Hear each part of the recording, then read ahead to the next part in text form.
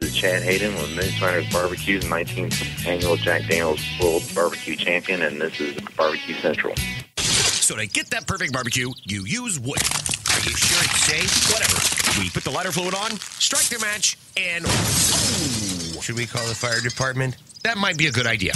Welcome to the Barbecue Central Show, the show where we talk about all things that are important in the world of barbecue. From big-name interviews with competitors on the barbecue circuit, grill manufacturers and pit makers, to advice on cooking brisket and ribs. You'll find it all right here on the Barbecue Central Show. Your host, Greg Rempe, is a backyard barbecue and grilling fanatic and loves to talk about his passion, which many of us share together.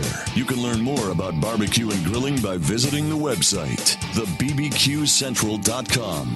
Now, let's get in the smoke.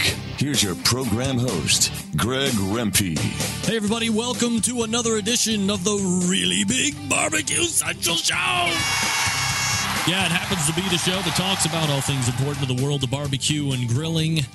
We broadcast live and direct from the Rock and Roll Hall of Fame city of Cleveland, Ohio, rapidly becoming known as the barbecue capital of the North Coast. I'm your program host, Greg Rempe. Happy to have you aboard. Hopefully you tuned in to my, affectionately, I, of course, call it the warm-up show over on Blog Talk Radio. Chad Ward, Whiskey Bent Barbecue in the Pit. I have plans for my man, Chad. I have plans, my own plans, personal plans. It's going to make him sound even better, hopefully sooner than later. So hopefully you caught some of his talk. He was talking with Ronnie Cates, somebody who I have been chasing for quite some time now, unsuccessfully, I might add. And he also talked with the guys over at Motley Q Crew and their win over at the open portion of the American Royal Invitational. We're going to be talking some American Royal, by the way, so in case you were hoping for some of that talk, you've tuned into the right show. A couple ways to get in touch with me, by the way, if you haven't been a part of the show before, welcome aboard. First and foremost, you have two different ways to get in tonight.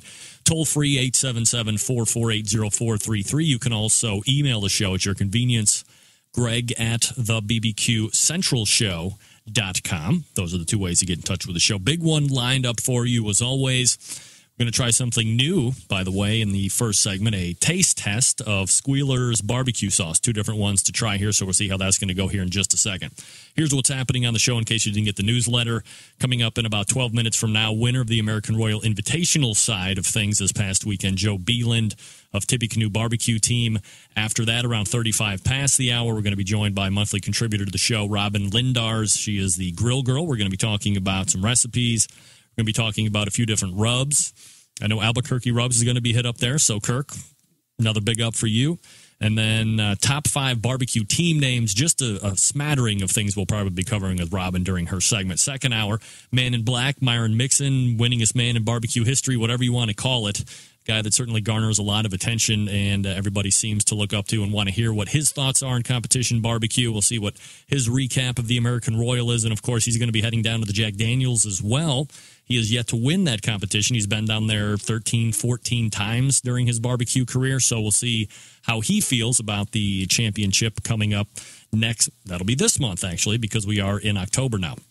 Closing out the show, friend of the Barbecue Central radio show, Heath Hall from Pork Barrel Barbecue, also showed very well this past weekend at the American Royal, so we'll talk to him about the open and the invitational side of things as well. So jam-packed show, as always.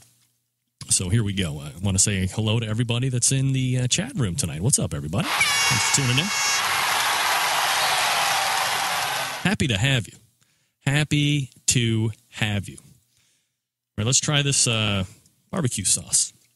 Okay, we have the first one I'm going to be trying is the award-winning barbecue sauce, Squealer's Smoky Sweet Sauce. I don't know if you guys are going to be able to see this or not. Well, obviously you're not going to be able to see it on the radio side of things.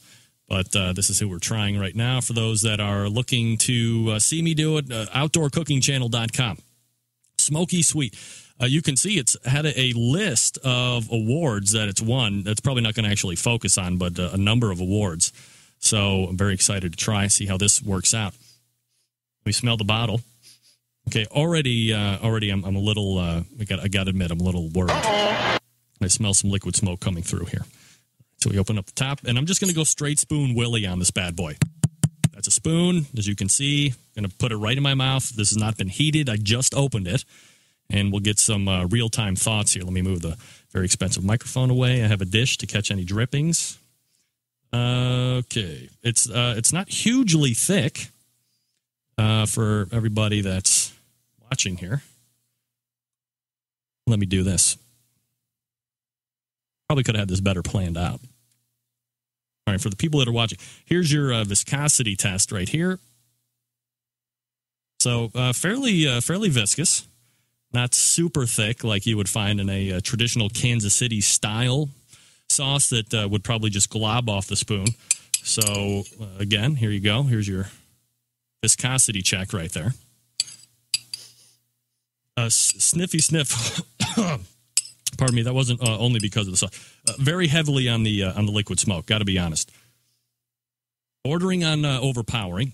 Here's the taste test.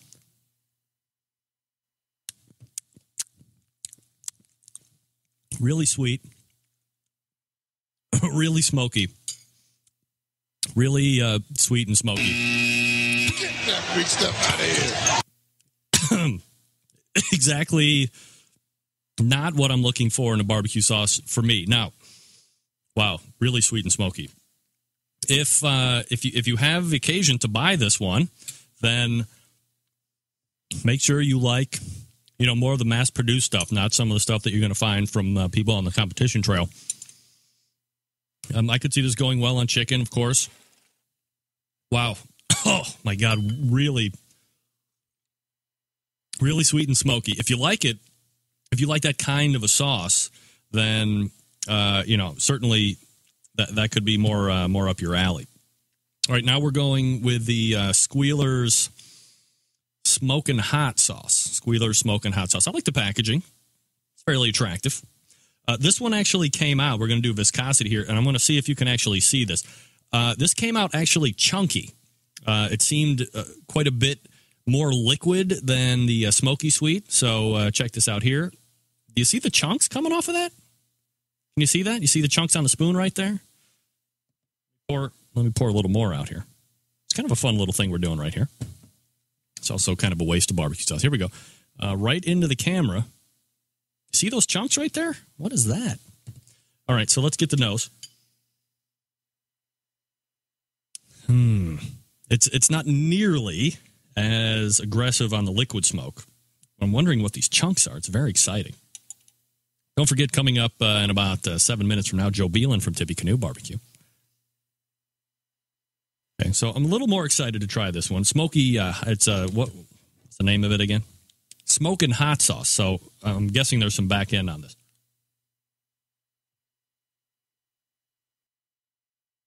Those have to be jalapeno peppers or something in there. Let me see here. Wow, that's hot. Not crazy. Is that?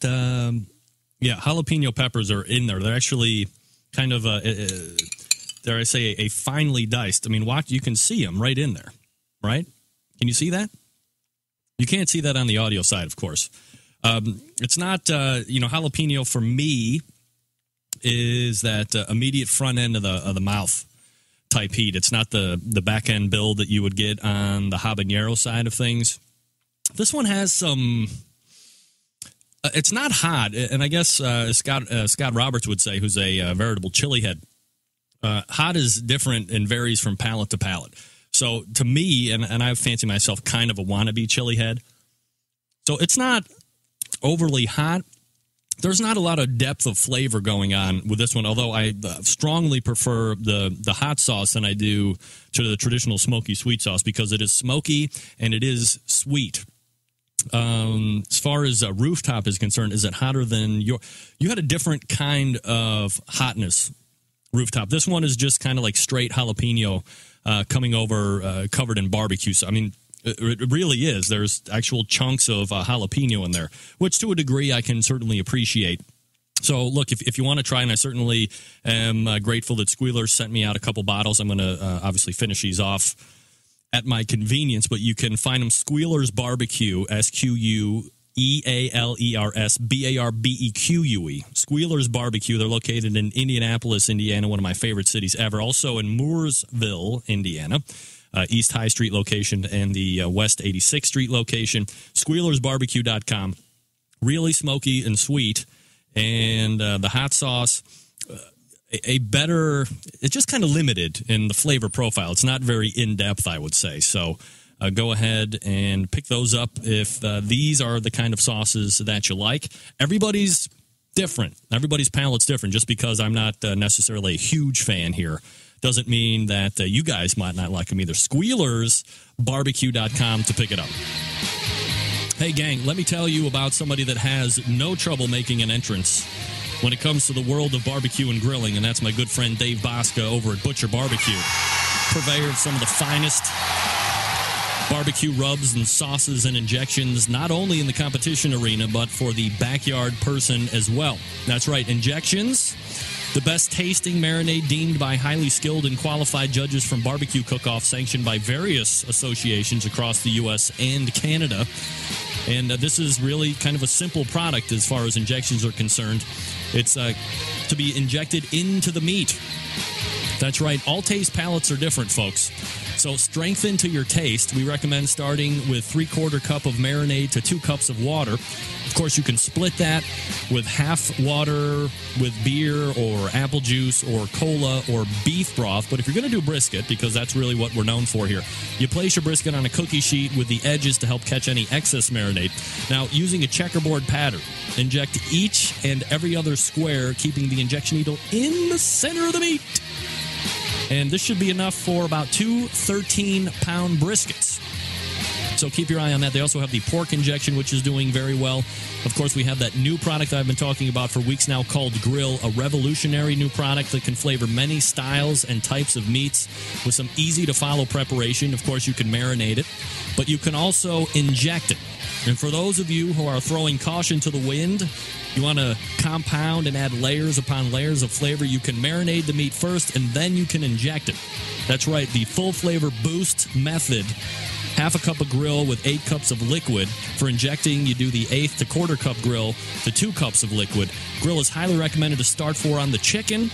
But after you taste it, gang, you're going to realize you can use it on ribs and steaks and chops.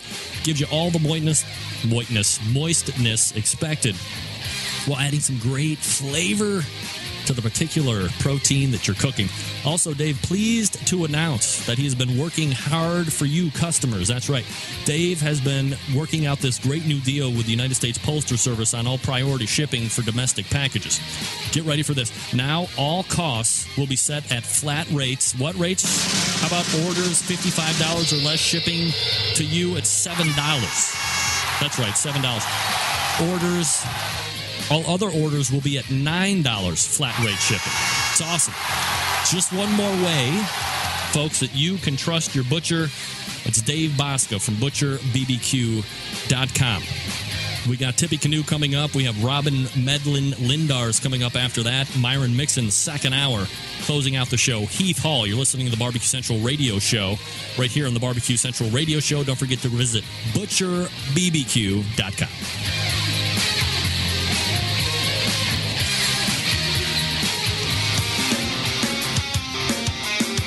Broadcasting live from the Barbecue Central Radio Network studios in Cleveland, Ohio. You're listening to the Barbecue Central Radio Show. Once again, here's your host, Greg Rempe.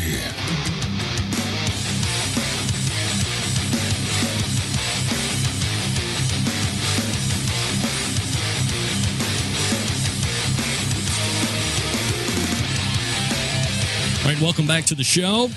A friend of the show, by the way, John Dawson, just weighing in saying, don't forget to pimp the TuneIn Radio app for smartphone, folks. That's right, folks. If you have a smartphone, you're confined to work or somewhere else where you can't get the show live at home, get the TuneIn Radio app. It's on Apple. It's on iPhones, which is Apple. It's on Androids. It's on Windows 7. It's also on BlackBerry or RIM systems. It's a free application, TuneIn Radio, and then just go ahead and tune in to the Barbecue Central Radio Show. You get it just like that.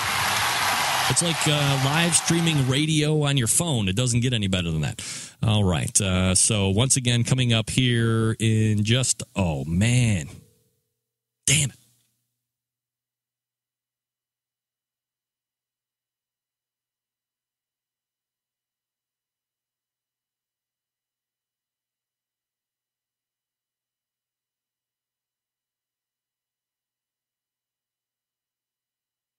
Okay. Sorry about that, guys. All right. Here we go. Coming up. Yeah, I forgot to plug in the audio. It's Joe Beland, Tippecanoe Barbecue. Joe, how are you, buddy? Great. How are you? I forgot to plug you in the sound. You were just going to be talking through my speakers, and only everybody here would have heard you, and we certainly can't have that. We need you broadcasting live to the hundreds and hundreds of people that have tuned in tonight.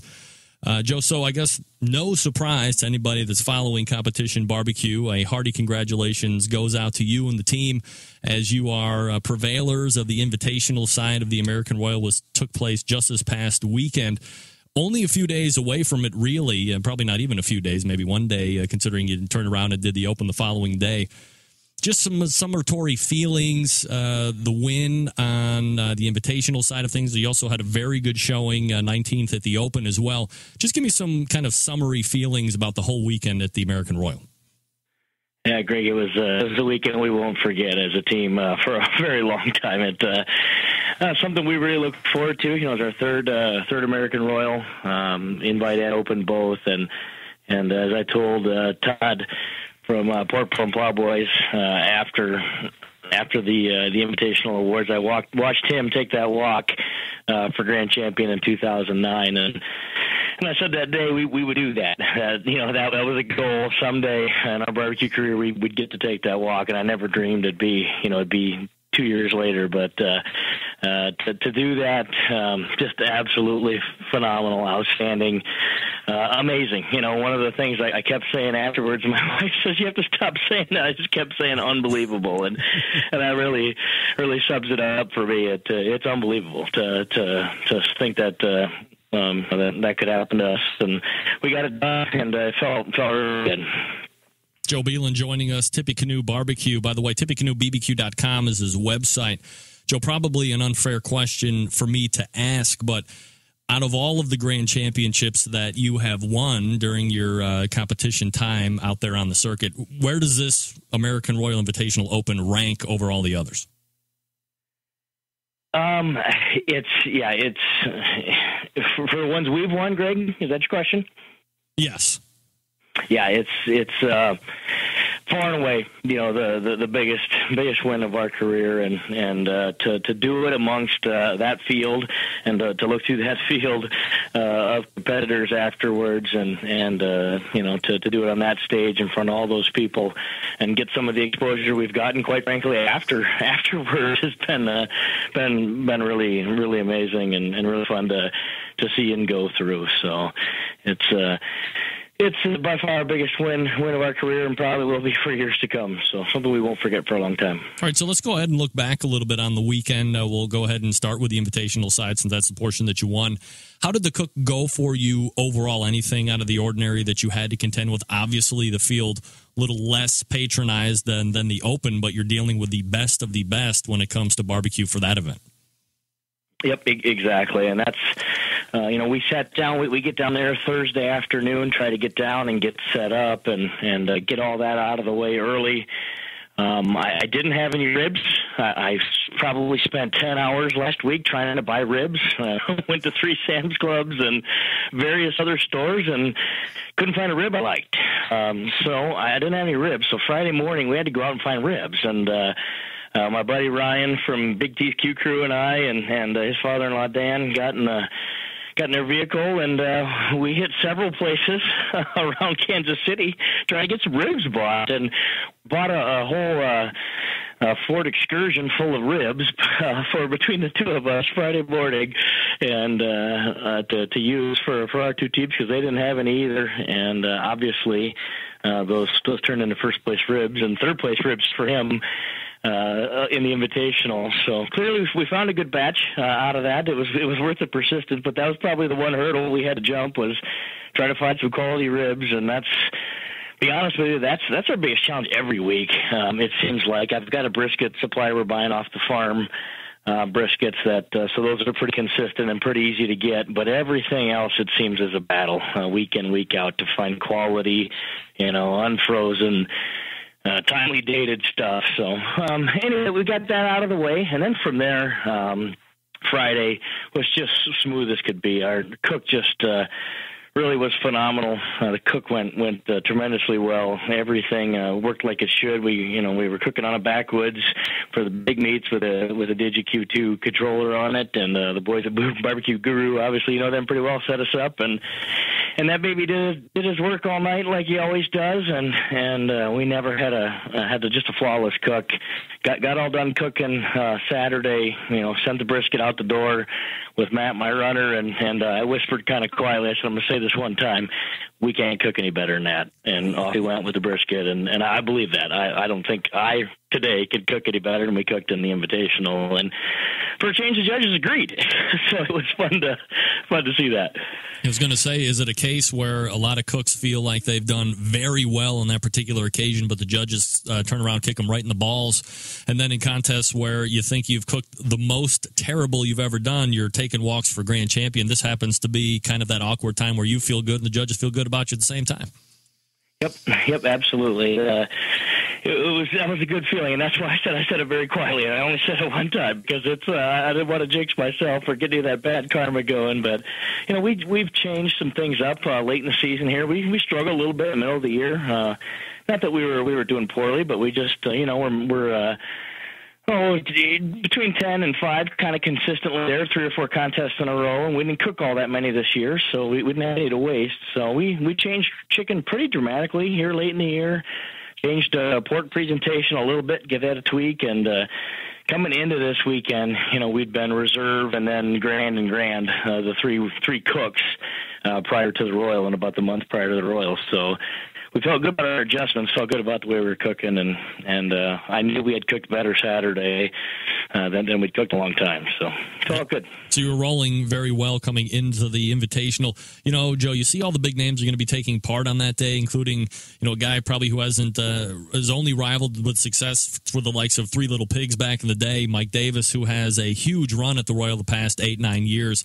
You've had some good finishes there as well. Is it all intimidating for you when you're running up against these cats, or you really want to see where you stack up best against the best and let's get it on?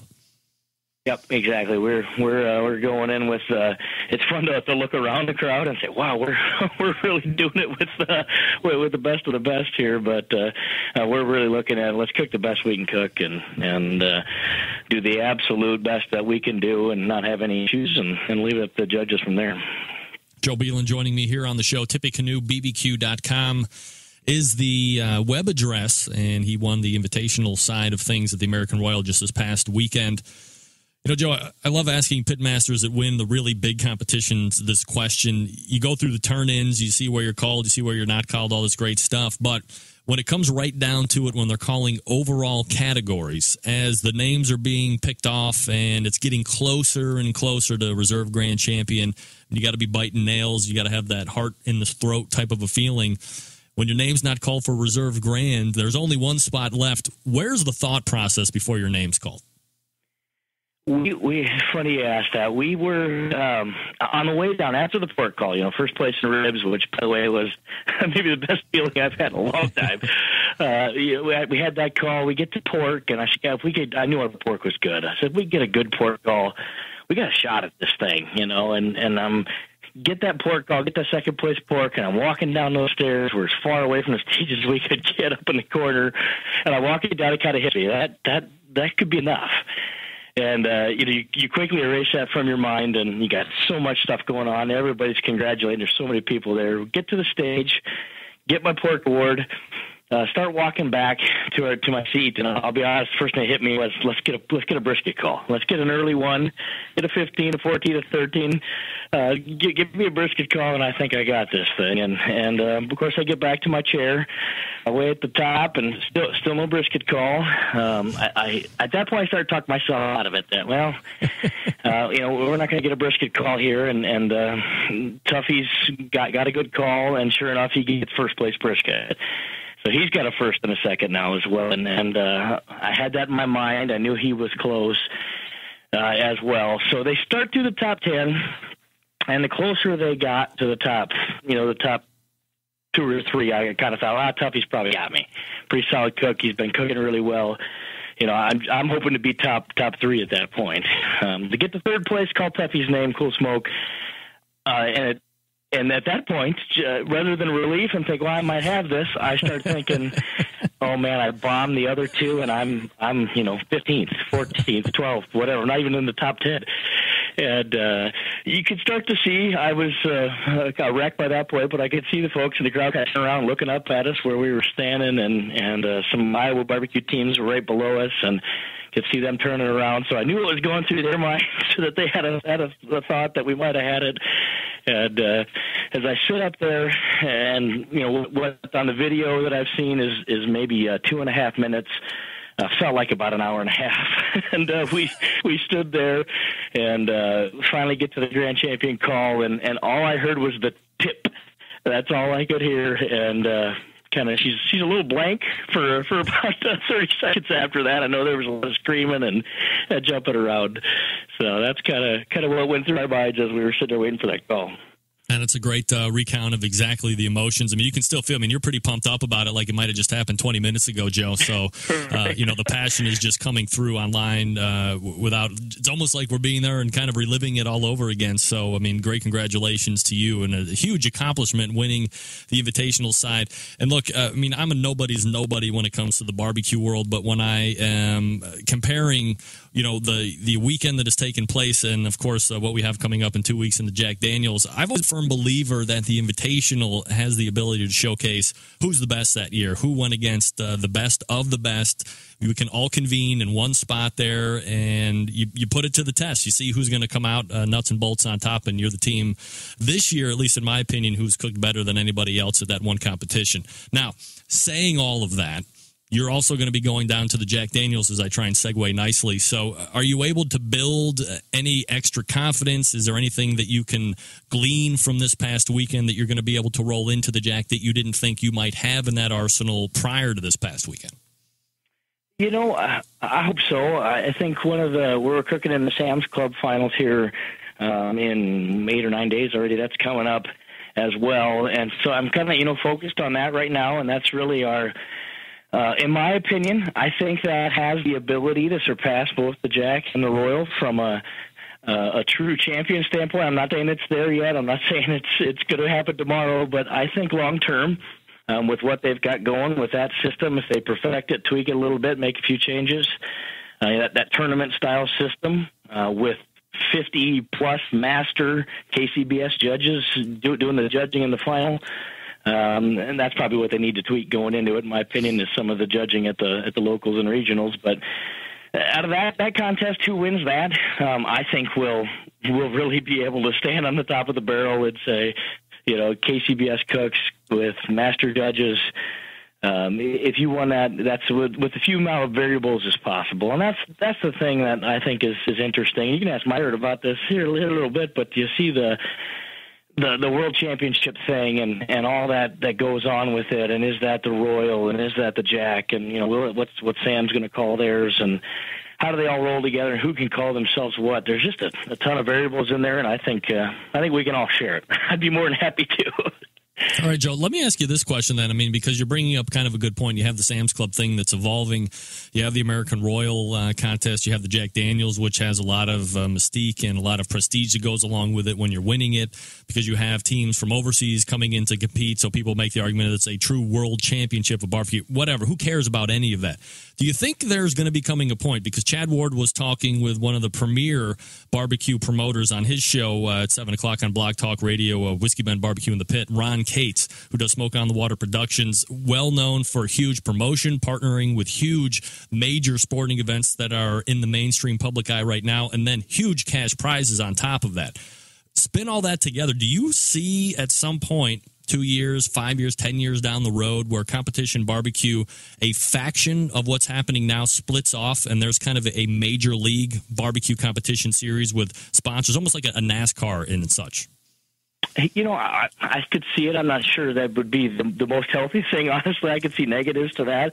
I see positives to it as well. Maybe there's there's a way for more of us to make a living doing this. That's a dream of mine. I don't think that's coming anytime soon either, but is there a way you could, cook barbecue competitively and make a living doing it? And I think for that to happen, that's probably what needs to happen, is that there's some sort of this isn't my idea, this isn't my concept. I've heard it somewhere standing over a campfire at a barbecue contest somewhere, but I've heard somebody say there's probably room for a series of contests like that, where 100 teams compete, and maybe 25 or maybe even 50 of them can make their living doing it. That it's enough to pay the bills, get the sponsorships, somehow find a way to make this a spectator sport.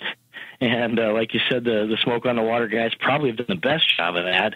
It looks like Sam's is trying through some of their events as well. But if we can get it to that level where we can get some outside interest and get some eyes on it, so that the pay some bills for some sponsors, then I think that's possible. But it's a ways off. And like I said, I know there's some people out there that are probably telling me right now that's a really bad idea, but I do think it's possible. Joe Beland joining us here on the show.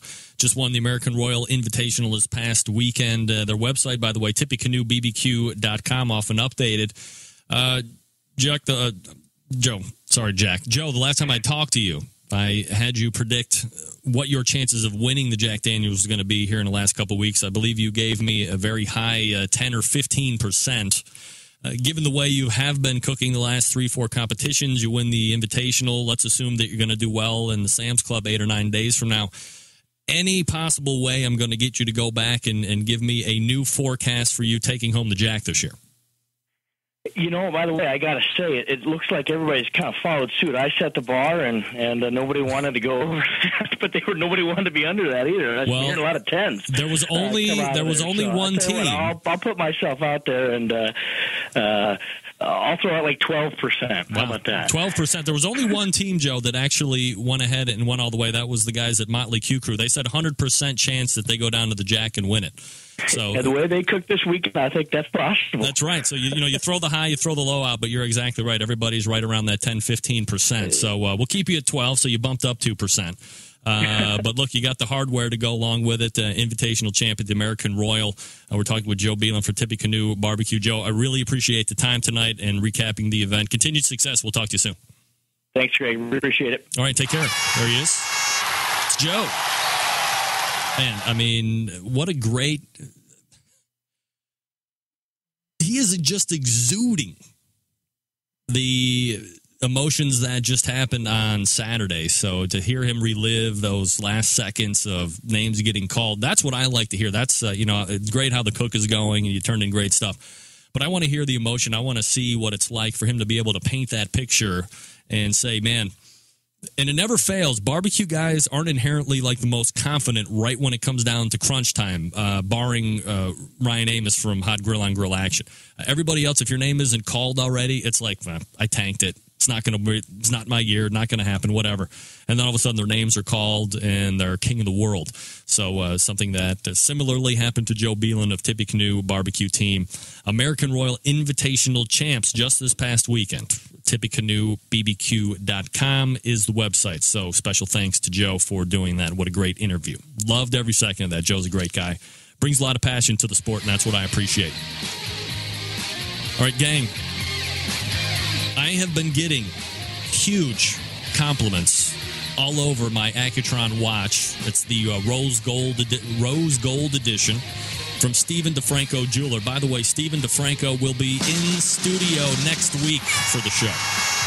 We'll be talking backyard barbecue with him. We'll be talking watches. You can guarantee that because Steve is a bona fide watchaholic, self-admitted watchaholic. He's got all of the lines of watches that you need to have on your wrist. Look, let's be honest. Your wrist is naked. You're at a competition. You're about ready to take that famous walk up the aisle. You want to style and profile, baby. Woo! Like the Nature Boy. You need to have some bling on the wrist, and Steve is going to be able to help you do that. but do it cost-effectively, frugally, I might add, with the Accutron line, the Bolova, the Citizen, and the Philip & Company watches that are all in stock now for the holidays. That's right. You get Christmas layaway. It's available at no extra charge. That's right. Who's giving layaway now? Kmart, out of here. They're not even business anymore. Stephen DeFranco in Cleveland, Ohio is giving you layaway right now. Go to the website, StephenDeFranco.com, which you can find the banner on the Barbecue Central Radio Network's homepage. Click on that. Look at all the watches that you want. Once you find one, call them up. Say, hey, saw this one on the website. Lay it away for me. I'm going to be making some payments on that bad bitch, and I'm going to pick it up for me. Gift for me for Christmas. 6 months, same as cash financing available through Springleaf Financial for the Ohio residents that are in the listening audience. And, of course, the special deal that's going on right now for the Barbecue Brothers only, because it is a male watch, the Philip & Company is offering $100 off of his $895 Blue Blood watch. Got to get online and check this one out. The Blue Blood watch is simply amazing. He's a cottage watchmaker that lives and manufactures right here on the west side of Cleveland and Westlake. So it's outstanding that he is able to do that here, and he's a local guy. Also, you get that running offer right now where if you order an Accutron watch, you get 30% off. Plus, you get $50 off additionally if you mention my name and the term Barbecue Brother. We all remember the last time you went to the store, mentioned my name and the term Barbecue Brother, and you got a whole bunch of nothing. Call Stephen DeFranco, and you can get 30% off the Accutron watch plus $50 off for saying the term Barbecue Brother and then my name. Just say my name. Say Steve's name, for crying out loud. It doesn't matter. StephenDeFranco.com. Free shipping, free batteries, free polishing, free engraving, free gift wrapping. He's taken the guesswork out of all of it. But you have to go and do your shopping first. Barbecue Central Radio Network homepage. Click on the Stephen DeFranco banner, then call in for your best pricing, 30% off the Accutron watches. We're going to come back with Robyn Lindars, the Grrrl Girl. Right after this, you're listening to the Barbecue Central Radio Show right here on the Barbecue Central Radio Networks.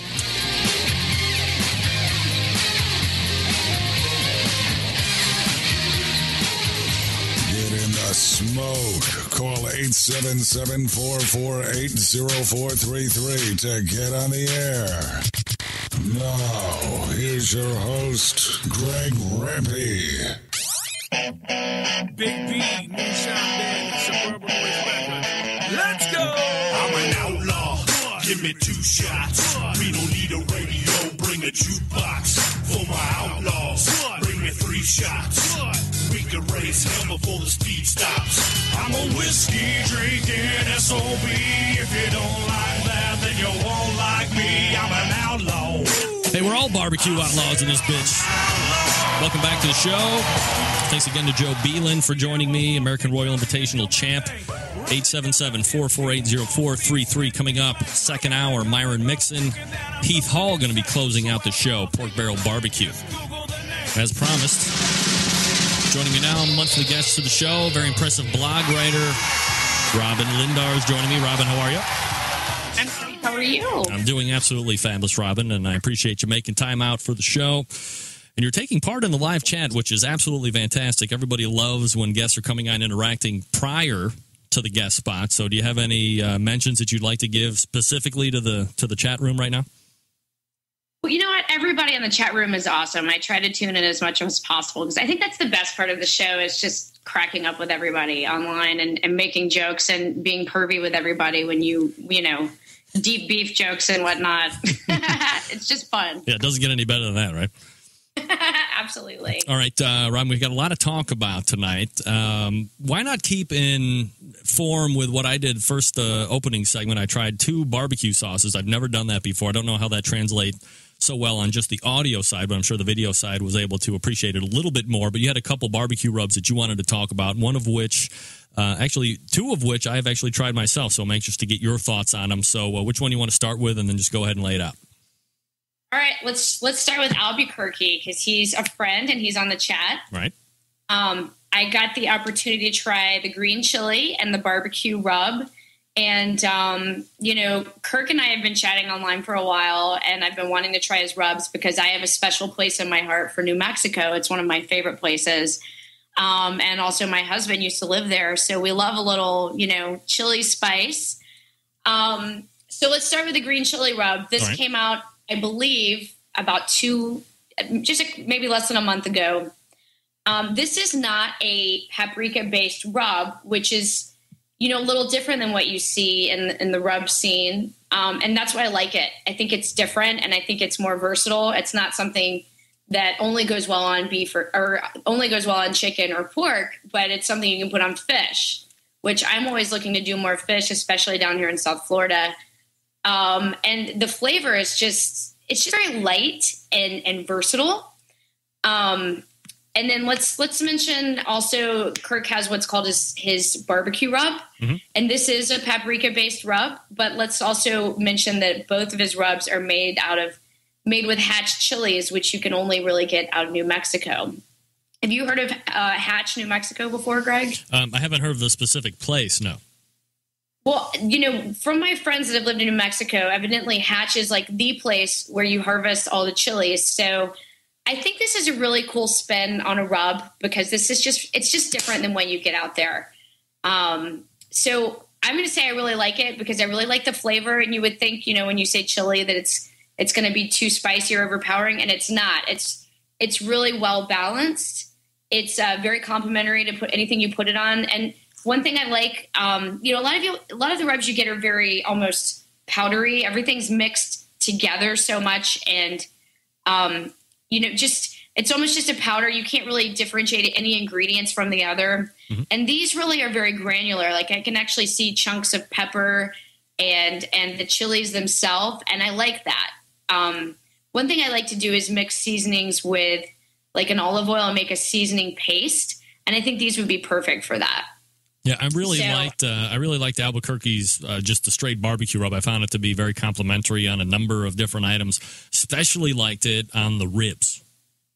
Oh, I haven't tried it on ribs. I'm definitely going to try it. Yeah, favorite of mine. Yeah, I'm going to give that a try. So I'm going to give them an A for awesome. All right, so then you had some Oak Ridge barbecue rub as well?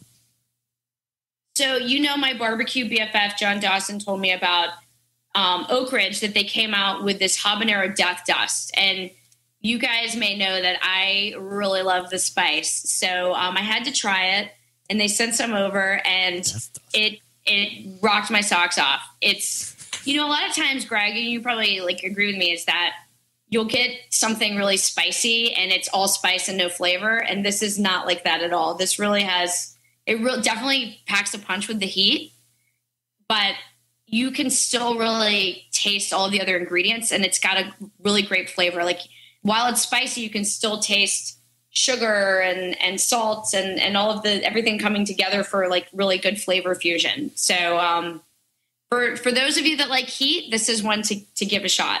Robyn Lindars joining us here on the show. Grrrl.com is the website. I really love that name, Death Dust, which I think is obviously very catching, has a lot of good branding capabilities. But I guess what I like most about your review is the fact that it is a well-rounded flavor. You get some spice, you get some heat, but you're able to taste everything else. With one of the barbecue sauces I just tasted here on the show in the open, you could see the chunks of jalapeno pepper coming out. So right away I was like, well, this is either going to be somehow magically good because you have some nice visual kick to it, but it could also be kind of on a bad situation. So when I actually tasted it, the heat ripped right through my mouth. And I have a pretty good heat palate, so it wasn't like it was terrible. But there wasn't a lot of depth of flavor going around the chili peppers. It was kind of there, and then instantly it was gone. Nothing that was savoring or lingering on the back palate. And I think when it's only hot and nothing else, that's what turns people off from heat. And this is not like that at all. I would definitely recommend this. I really enjoyed it, and I will be using it a lot because I love heat. And I actually had it on some wings tonight because I kind of did I put all the rubs on I was going to talk about tonight, so everything was kind of fresh in my mind. And this was awesome on some wings because you like a chicken wing pretty spicy. Mm-hmm. So, and I'll also mention their secret weapon pork and chicken rub is I can see why they sponsor a lot of teams and they do well. It's just a really well-balanced rub. It's got some spice to it, but not overly spicy, just a nice little kick. You can taste the sugar. You can taste the salt. What else does it have in it? Let's see. And you can tell that they use really good ingredients. You read the ingredients: raw cane sugar, sea salt, onion, garlic, chilies, ginger. I'm just impressed with the fact that just the high quality ingredients, I think you can really tell a difference. And I'm a huge sea salt person myself.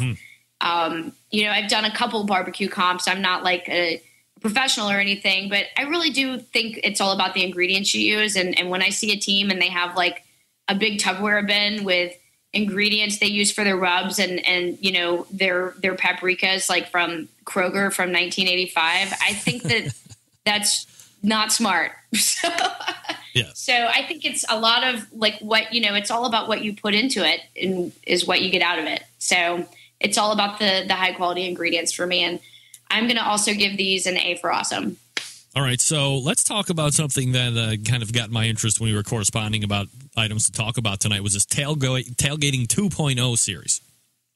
Yes. So, for us, we're always into grilling. It's grilling and barbecue year round, but I definitely see a seasonal traffic rate on my blog. So I decided, I guess everywhere else, summer ends, it's all about school starts. So I decided to do a tailgating push.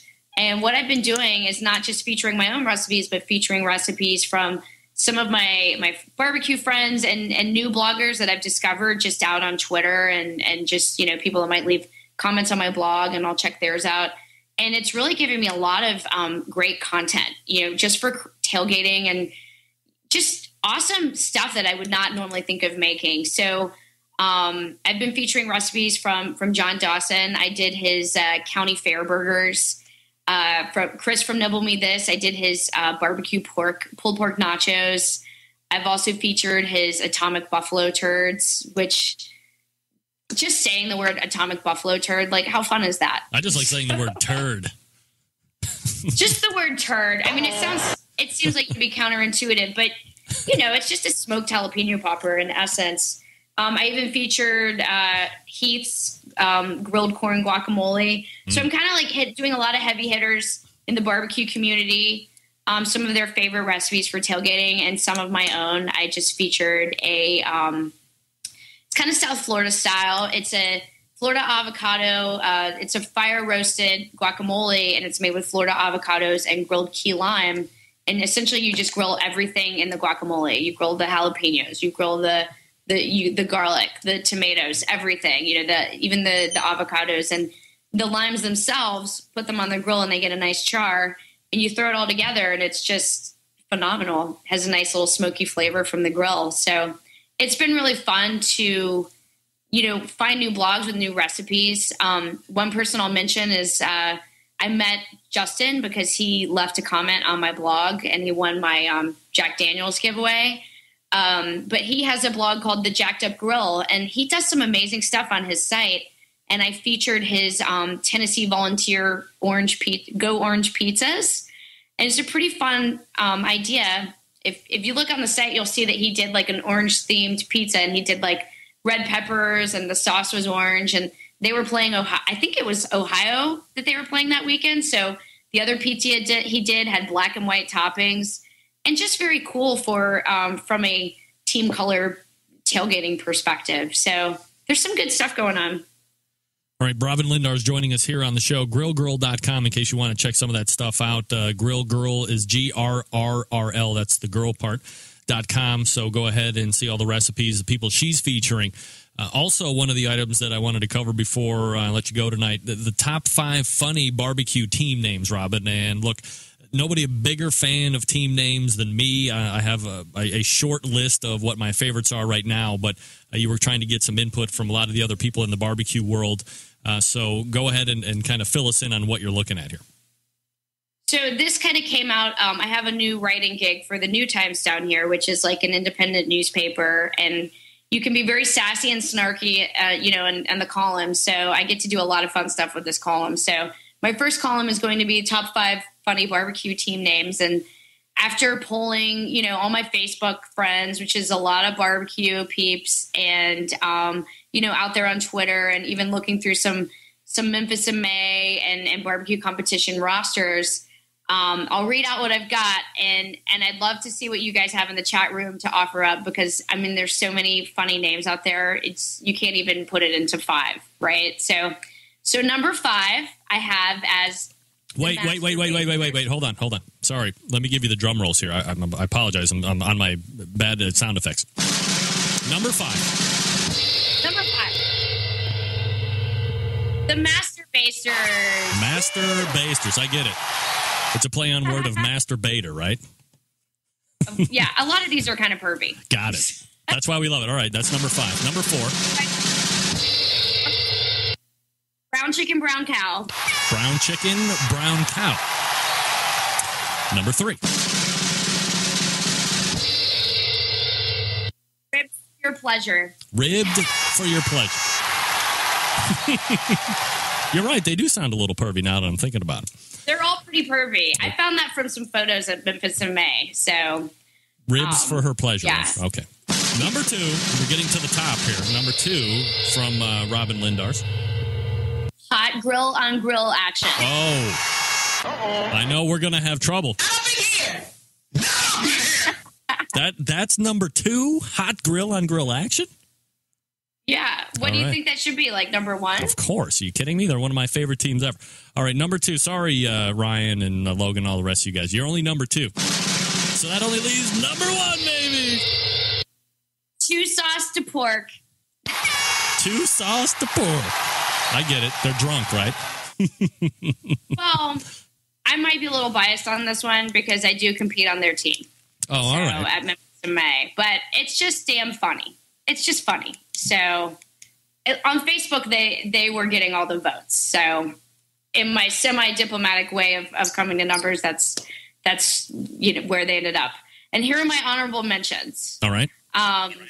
Notorious P.I.G. The Hog Father. P-Funk and the Fatback All-Stars. That's a good one. Reservoir Hogs. Best Little Boar House in Memphis. So, I don't know. Just having fun with this. Barbecue was fun. This is why I love barbecue and all the people in it, because we don't take ourselves too seriously. All right, here's the one. Hot grill on grill action is good, but I did find 1A and 1B, much like horse racing. So let's go 1A today, hot grill on grill action. But 1B for me, gotta be rub one out barbecue. RUBWONOUT, rub one out barbecue. What do you think about that? You sent that to me in email, and I think the last part cut off, and that didn't make sense to me, but now it does. Yeah, okay. You probably thought I was some type of creep. Possibly. Well, of course, but that's okay. That's right. So, okay, so those are your top 5 teams. Now, do you have those out on a list on the blog as well that people can read that and give their thoughts? It'll be out in a couple of days, and it'll be out on the New Times pretty soon. So just check back, and it'll be posted. And I look forward to seeing everyone's comments, because I know there are plenty more funny names out there. So absolutely, Robyn Lindars joins us every month. You can find her grrrl.com. Robyn, always appreciate the time. Thanks for coming out tonight. Hey, I have one more comment. Go. So I do have a new meat sponsor, and I want to give a shout out. It's Grand Western Steaks. I was judging a barbecue competition, and I ended up meeting them there, sitting next to me as we were, stuffing our faces and drinking beer.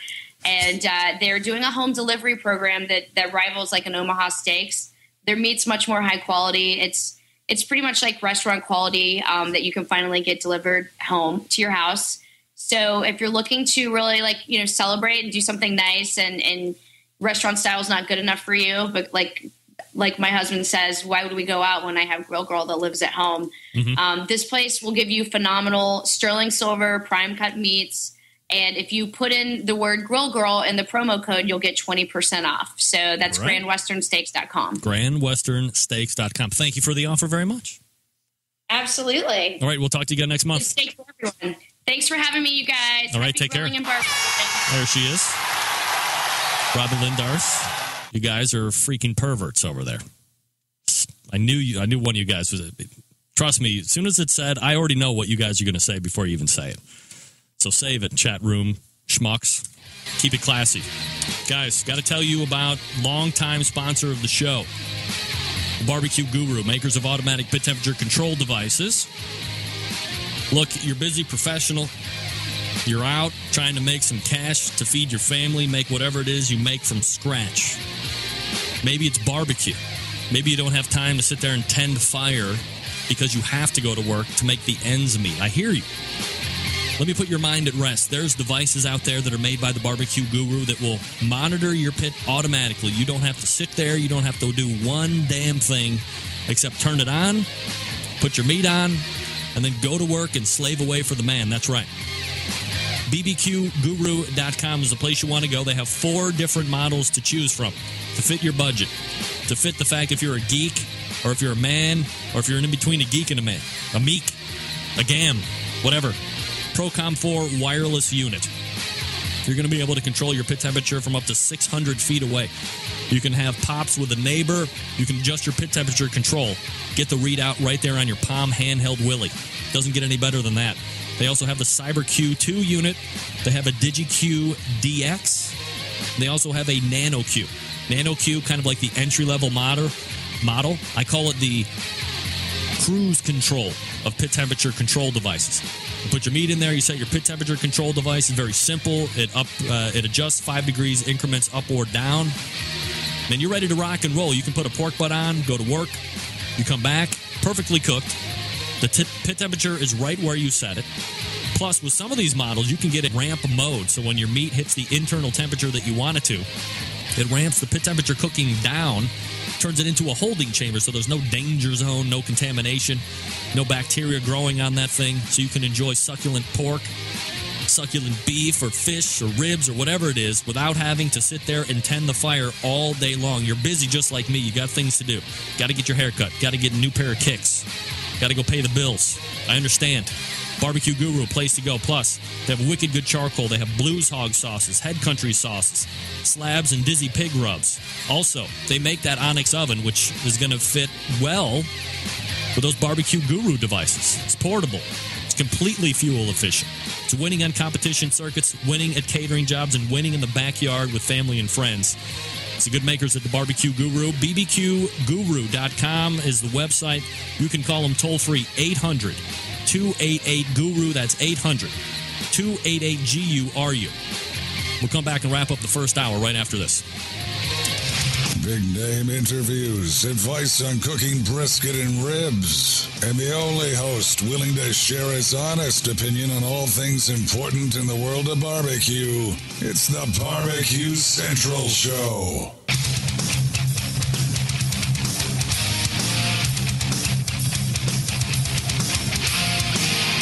All right, welcome back.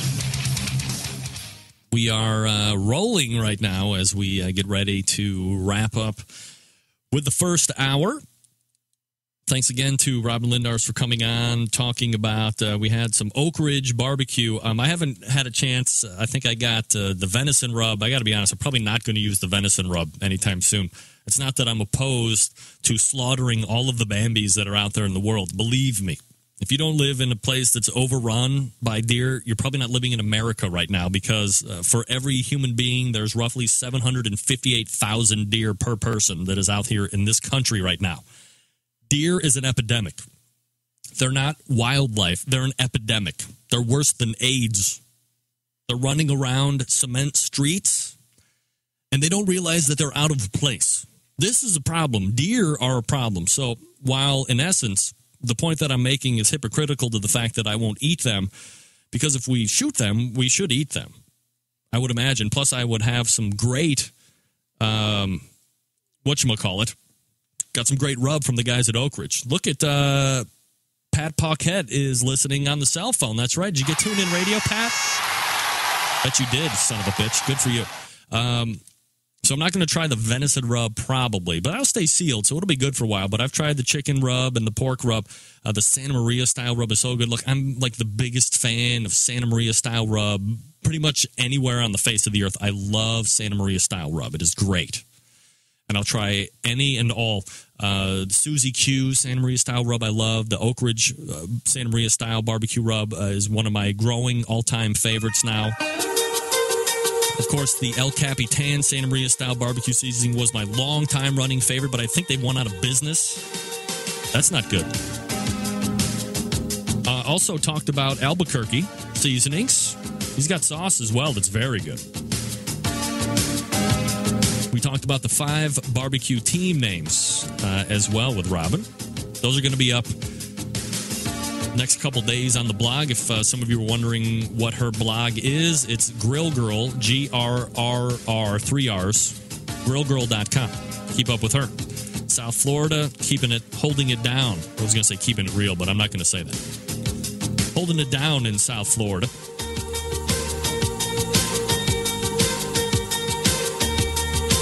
Got to get me a deck chef here. Oh, most recent deck chef is this one. All right. So here's what we're going to do. We'll reload for the second hour. Big names coming to include Myron, Mixon, and Heath Hall from Pork Barrel Barbecue. I'll get out. We'll do a deck chef, and we reload for the second hour. Stick around. We'll be right back.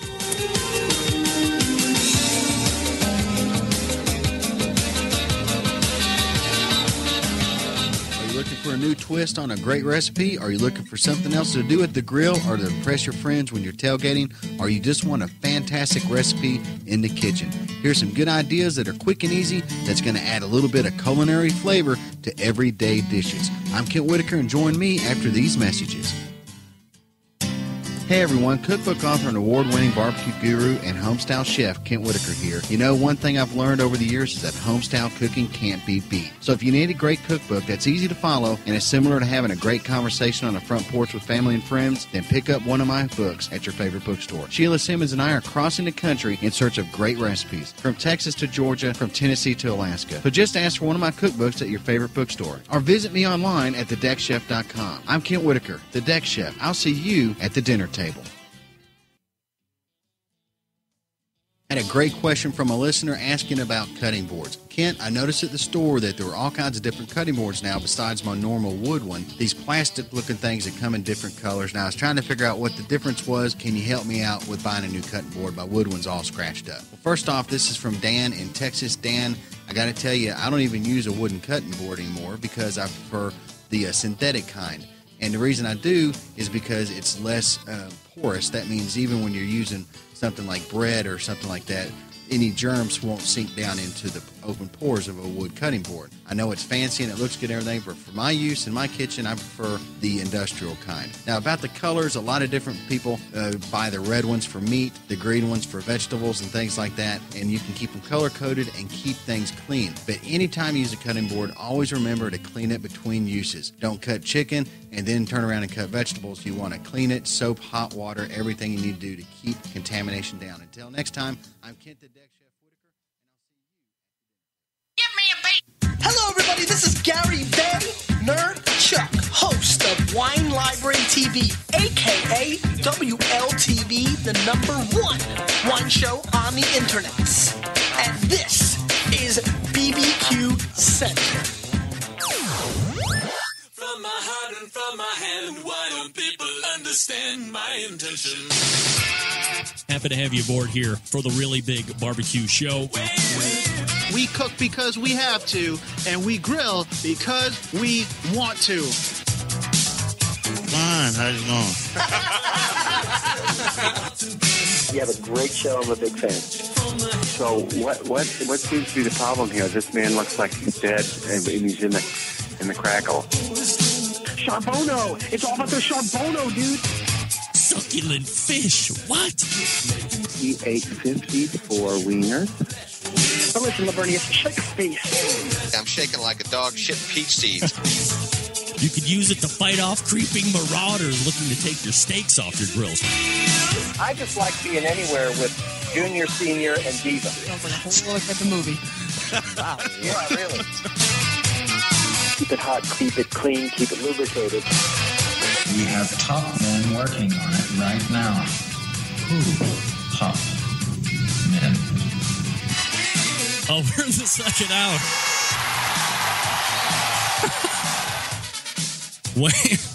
Wayne Brown with the winning comment of the night. I think Baby Jesus is crying after that. I think Baby Jesus just said,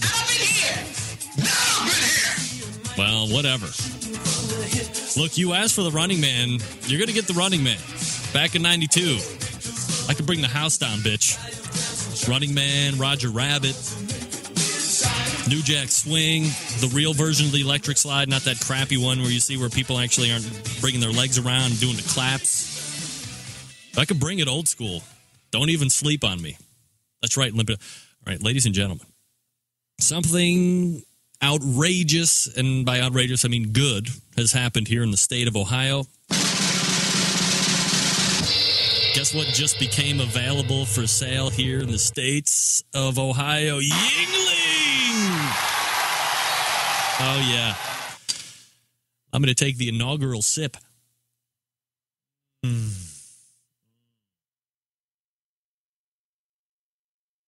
Oh, shit. That's good. Oh, yeah. You ever had that? Yingling traditional lager. It is America's oldest brewery. It says it right there at the bottom. America's oldest brewery. You may be asking yourself, if you've never tasted it, what does Yingling taste like? 2 words. Heaven. Oh, yeah. Dude, so good. So good. Oh, my God. If you don't mind me, I'll take another sip. That's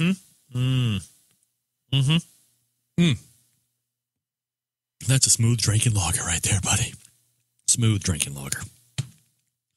All right, let's recap, why don't we? We had a first hour of the show. We had Joe Beland from Tippy Canoe Barbecue.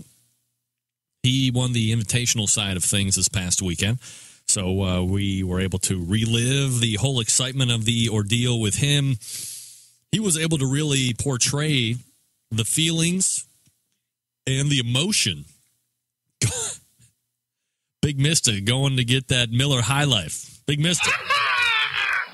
Let's not fight any stereotypes here, buddy, okay? So Joe did a very good job of relaying and reliving the events of this past weekend. So congratulations to Joe, who did a great turnaround the following day, did very well in the Open, which has to be hard to do. I mean, there's not a lot of competitions out there where you're cooking against like 147 of the best teams, and then you turn around not even 24 hours later, and then you're cooking against 450 other teams that could be just as good as me, or you could be up against the elite of the elite as well.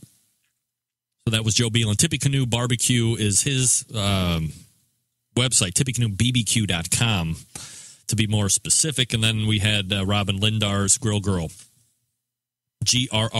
grrrl.com, talking about some rubs, the Tailgate 2.0 series, where she's featuring some of the bloggers from around the interwebs who have some great recipes, showcasing them on her blog. She said it. She put it out there. Look, it's this time of the year when people start to slow down a little bit, because if you live in an area that has a thermal cycle, and by that I mean winter 7 months out of the year, like you do here in Cleveland, most people aren't as, in Canada, most people aren't as, let's say, robust as me or some of the other avid barbecue and grillers. Right about this time of the year, they're giving it a once through, clean off, maybe saying this is the last cook of the year. Then they're going to put a cover on it, put it in a shed, or they're going to put it in their garage, or they're going to put it in their attic, whatever the case may be. They're going to go ahead and just put it away until spring, call it a grilling season. Not exactly sure what the season is. I mean, just why not do it all the time? Because it still tastes good when it's 10 below zero. Obviously, it's not as comfortable to do it when it's 10 below zero, but you can still do it. It's fine. We encourage it. Not only do we encourage it, we adore it. So there you go. Now, let me geek out a little bit. Some of you may know I do some full-time sales during the day with AT&T. Finally, I can answer the question for all you idiots who have been calling me for the last week. Drum roll. It's not the iPhone 5 anymore, okay? It's going to be the iPhone 4S. Whatever that means. Whatever it means. Sprint, a competitor, has mortgaged their veritable life in order to be able to sell their iPhone. So Sprint gets it. Verizon gets it. AT&T gets it. I think Sprint gets the iPhone 5. We get the 4S. So you're looking at the same footprint that the 4 is. It's not going to look any different. Screen's not any bigger. The home button is still there. Still got the round volume button. Still got the kill vibrator Willy on the top. Nothing has changed except operating system. You're also going to get a picture on the back end. 8-megapixel camera on the rear. You get a faster A5 processor, so it's a dual core. You get the 1 mega RAM in there, so it's going to be able to compute at high efficiency. But in the grand scheme of things, the footprint hasn't changed very much. You're also going to get a 64 gig option. Really, what I find to be the most interesting, and I think what is going to enhance a potential stronghold on the smartphone market for Apple is the 4 is now going to go to an 8 gig 4 for, I think it was $49. And then the 3GS is still going to be out there at 8 gigs only of storage. That thing is going to be freaking free with a 2-year contract. Outrageous. The iPhone 3GS 8 gig, which I believe AT&T is probably the only ones that'll have that, is free with a 2-year contract. That is outrageous. You can get a free iPhone right now. The 3GS is fantastic. I hate to say it because I'm an Android guy. But when you're looking at it from a straight dollars and cents type of scenario, the iPhone 3GS at the high cost of free, down from a $49 price tag, which was by far the most popular smartphone out there, at least since I have been selling, was the iPhone 3GS because you were getting quality price ratio. Now is free, so you can't do any better than free, at least in my estimation. All right, enough smartphone talk for crying out loud. We joined one of the most recognizable men in the barbecue industry right now, friend of the show, pitmaster of Jack's Old South Barbecue, Myron Mixon, joining us. How are you, Myron? Doing good, big man. How you doing? Doing absolutely fantastic, Myron. Always appreciate you making time for the show. I know it's a busy time for you, so let's go ahead and jump right into it while we have you. We took place American Royal this past weekend, a contest that you're very familiar with. You did both the invite and the open. Invite not as successful for the open this time. I mean, this is a big competition. We look at the invitation first. You're cooking up against really some of the top teams that are invited to cook out there. I don't know. I guess we could make arguments as far as what contest has the ability to collect all of the best, and you can kind of get at each other in one venue. American Royal certainly comes to mind on the invitational side of things. How do you view that?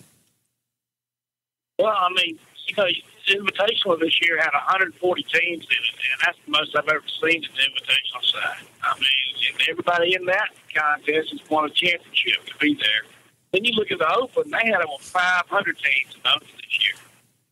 I mean, that is a lot of cookers stuck in one spot, and, that's a lot of judges have to have there to eat a lot of food. And by far, it's the biggest contest there is around. So when you're cooking the invite, Myron, and you know that you're cooking up against people that, obviously, as you said, you had to win it to get in it. You've been doing this a long time now, so perhaps this is a trite question for me to ask, but, a lot of people aren't as familiar with competition barbecue, just for me talking with a bunch of you guys here over the last 4 or 5 years. When you're looking at the invitational side versus the open, are you prepping any differently for the invite than you would when you're cooking against 500 other teams? I mean, to me, the invitation is the most important part of the American Royal contest to start with, because you are cooking against your peers, people who have won. And that's the one that I really want to do well in. I'm not saying I don't want to do well in the open side, but the one that I prepare for and the one I look forward to doing is the invitation. Because everyone there, like we've always said, it's one thing, one contest, and you got to be on your A game. You got to hope to get on the right tables, and you hope to have the good judges. That's what you always want to do. Now, when you're getting your product ready, Myron, and you are, you're competing, if you start to see some categories start to slip off here and there, at what point do you start to, and I'm assuming you're tracking how you're doing through each and every contest, at what point would you decide to start making some type of tweak or some type of an adjustment to try and get the scores back on track? Well, that's what I do all the time anyway, because we do the cooking schools, and I've always, I got so many people coming through the schools, and they're going on and doing better. I have to stay ahead of the curve to be able to have something maybe new and fresh to kind of go against that. But when you start slipping, you start seeing your stuff fall out of the top 10, and it starts doing it maybe 3 to 5 contests in a row, whatever category that is, you need to start tweaking. You need to start getting yourself back in front of that curve again. And most of the time, for me, it's always ribs and chicken that's the hardest to stay in front of. Brisket and pork, pretty well the same for me in the the last 4 to 5 years.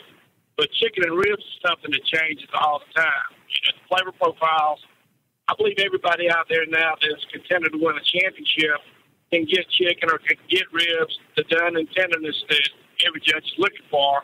Then it gets to be a sauce contest or a flavor contest. And that's what you got to stay ahead of. How are you able to make those adjustments to stay, let's say, ahead of the curve so you're not falling behind or just doing what everybody else? How are you able to not be a me too as some of the other teams out there in the competition are? Well, I mean, I'm around a lot of judges, and every time I get around them, I don't do a lot of talking. I do a lot of listening, about what they've had there today. And I look at the contest that we're actually competing in that day. I look at the field. You got the Johnny Trigg there, and you got the Mike Davis there, and you got, the QIs there. Then you start listening to what the feedback is from some of the judges that I highly respect.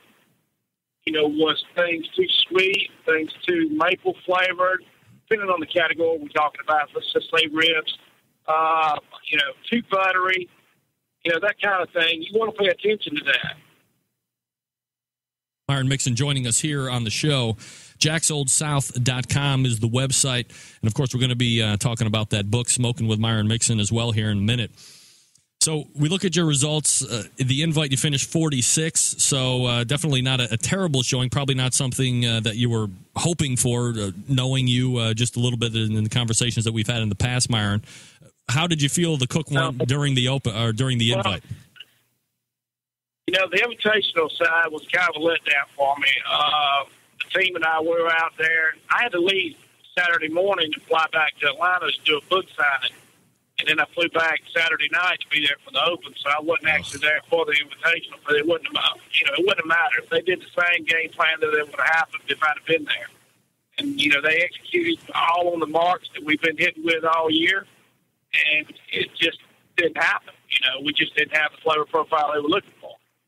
But we came back in the Open side, and, we were 26th out of 500-plus teams. That ain't bad. That ain't bad at all. Because there's a lot of good teams down below 26. I can tell you that. Now, are you able to look at the Open side of things and seeing, your progression? You finish, 400 teams better than were there at the Open. Do you think that you were able to adjust flavor profiles that much better to give you a 26 overall finish, or because of the sheer amount of teams that are there and the judges that they have to meet in order to get everything tasted, is there a little bit more luck involved in that? Well, I think it's some of both. I know we did make some changes for the Open from the day before. On the East Coast where we do most of our cooking, or East Mississippi, it's not as hickory flavored and it's not as smoky flavor as you get when you start cooking west of Mississippi. In Kansas City being the mecca of all that, we changed our flavor profiles a little bit. The doneness and tenderness we didn't bother with. But we did a few little tweaks with the sauces that we used on our chicken, a few little tweaks with the sauces we used on our ribs. And we basically smoked it up a little bit, and I believe that helped more than anything. The luck factor comes into play, too. I've always said I just think be lucky to be good. Myron Mixon joining us here on the show. All right, so American Royal behind us, obviously. Next couple of weeks, we're building into the Jack Daniels. And this is a contest that you've gone to, it's been 13, 14 times. I think you went 12 times in a row, something like that a couple of years ago. You were on a good stretch there. You've been close. You've been reserve grand champion. You've probably been third place a couple times on the deal, but no wins. So how you feeling this year? Is this the time that Jack's Old South puts it together and walks away with grand championship? Well, so far right now, we've hit 5 grands for the year and about 4 reserve grands, and we're coming off of taking the Royal out of play. We've won the last 4 out of 5 contests we've been in. And, I feel very confident in it because we are back east Mississippi. Most of the judges that will be judging the Jack, a lot of them will be from around in our area there. When I say area, it's the eastern seaport. And, I feel good about it. I've been there close. I've taken some reserves there. I've taken the third place there. I won 3 first-place whole hogs there before that was eliminated. So, I've got a good rapport with being in Lynchburg, and I look forward to it this year. I mean, that is one I'm not going to tell you I don't want to win the Royal, but I believe anybody out there competes, predominantly KCBS, if God said you can have one or two, you can have Jack Daniels, you can have the Royal. I believe 99% of them tell you they want the Jack Daniels. Why do you think that is, Myron? It's more prestigious, and you are cooking against champions, and it's so hard to get in it.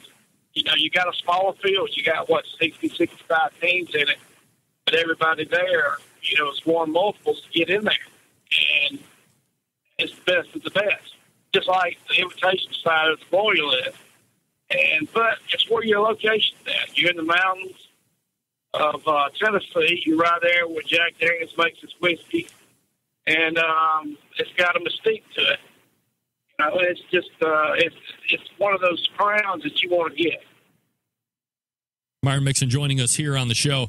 Myron, when you were making that 12-year stretch, you get down there the first year, the second year, the fourth year, you're probably very confident that at some point you're going to take away that grand championship. But as years started to string together, you were close, but you never brought it away. Did the mindset ever change for you where you were like, this is the year from, damn, is this ever going to happen for Jack's Old South down here? Yeah, I mean, the year we won Reserve Grand, I'd already had the feeling before we got there. We were just, I enjoy going there every year. Not that I wasn't going to be competitive and try my best, but I just figured this is going to be one of these contests I'll never win. And there's very few of them I haven't never won, but right. It was getting out of reach, I felt like, for me. And I felt, I just keep winning and getting my draws, and I'll go and, be in the top of the field, but I didn't never feel like that it was going to happen for me. I didn't get to that point, and I was already positioning myself where I could accept that. And then we hit the Reserve Grand, and it kind of gave me a new enthusiasm for it. So, I'm going to be back this year with a vengeance.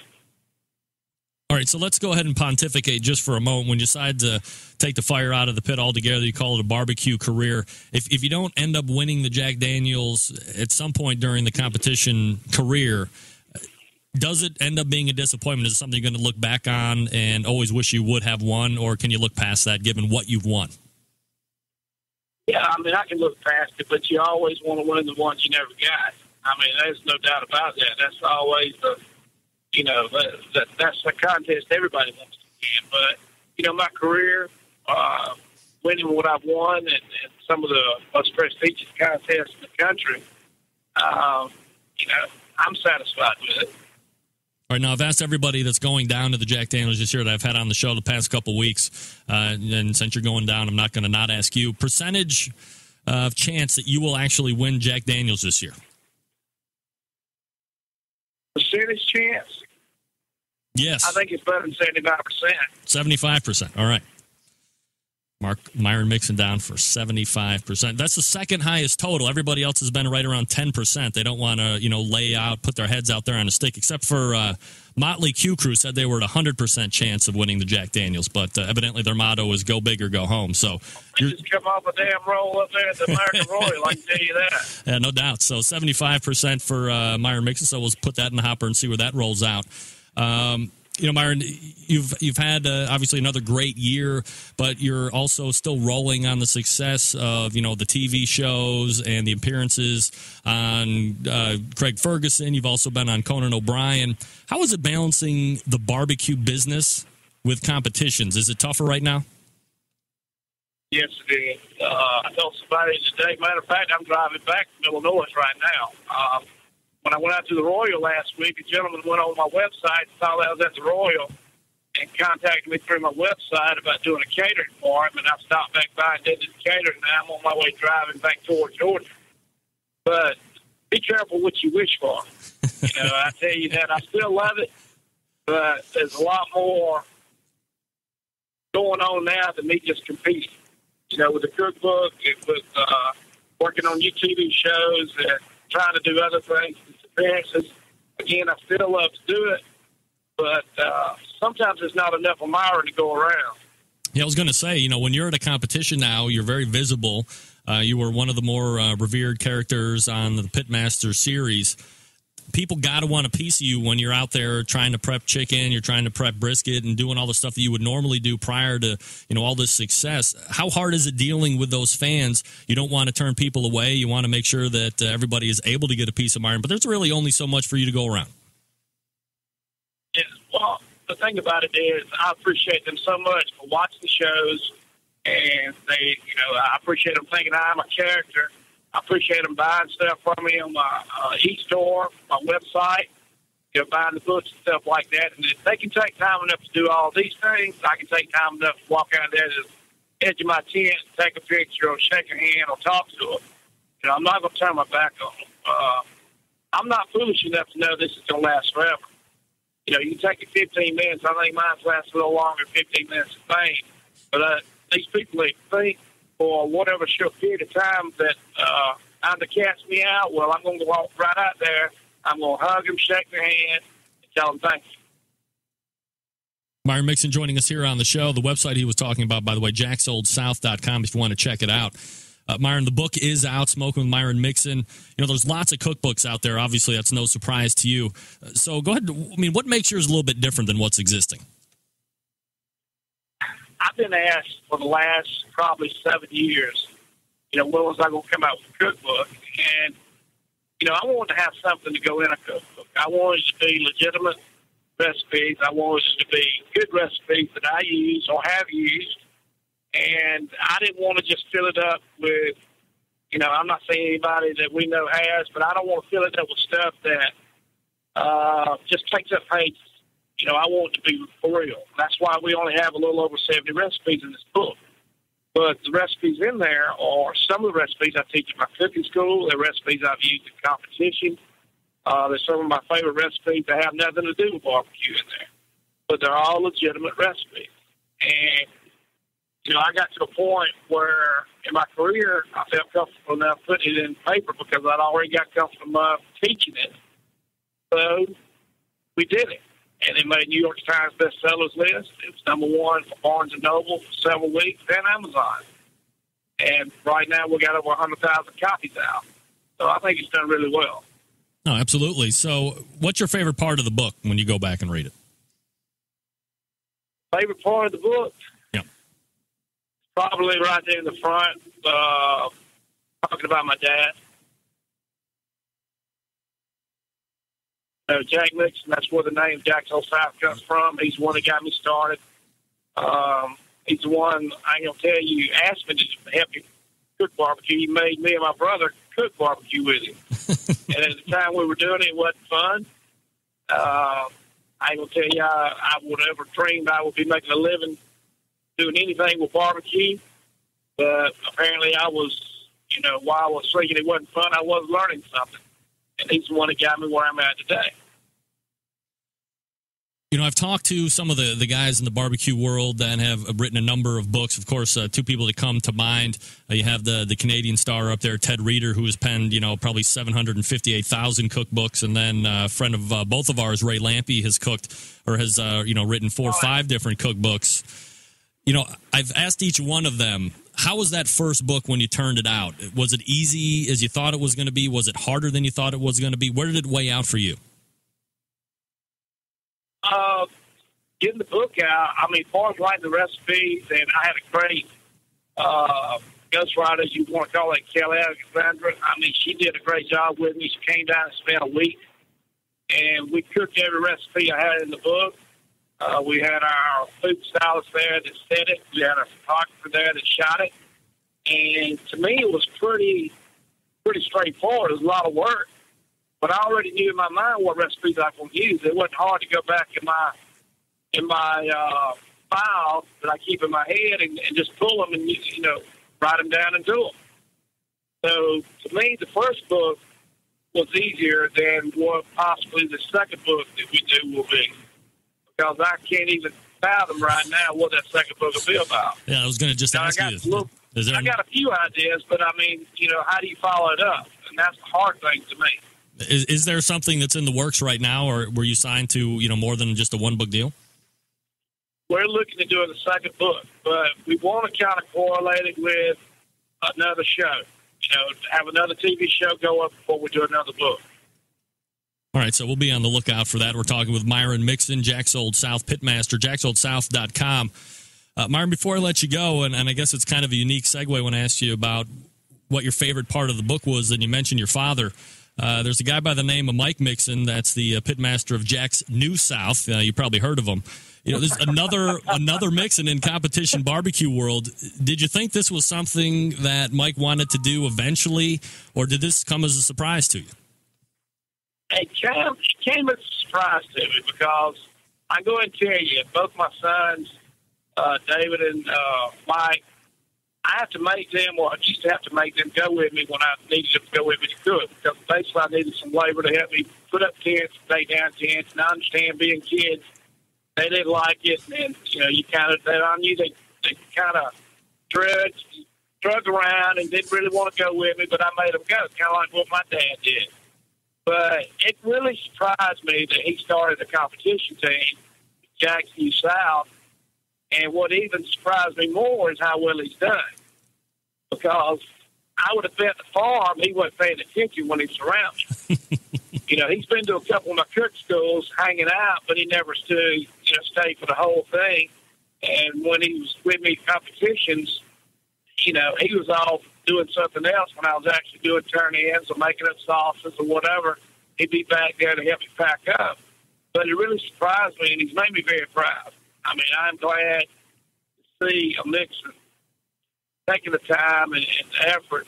When he's not in college, he's in college now. Don't let him miss school to go do these things. But, it made me a proud dad.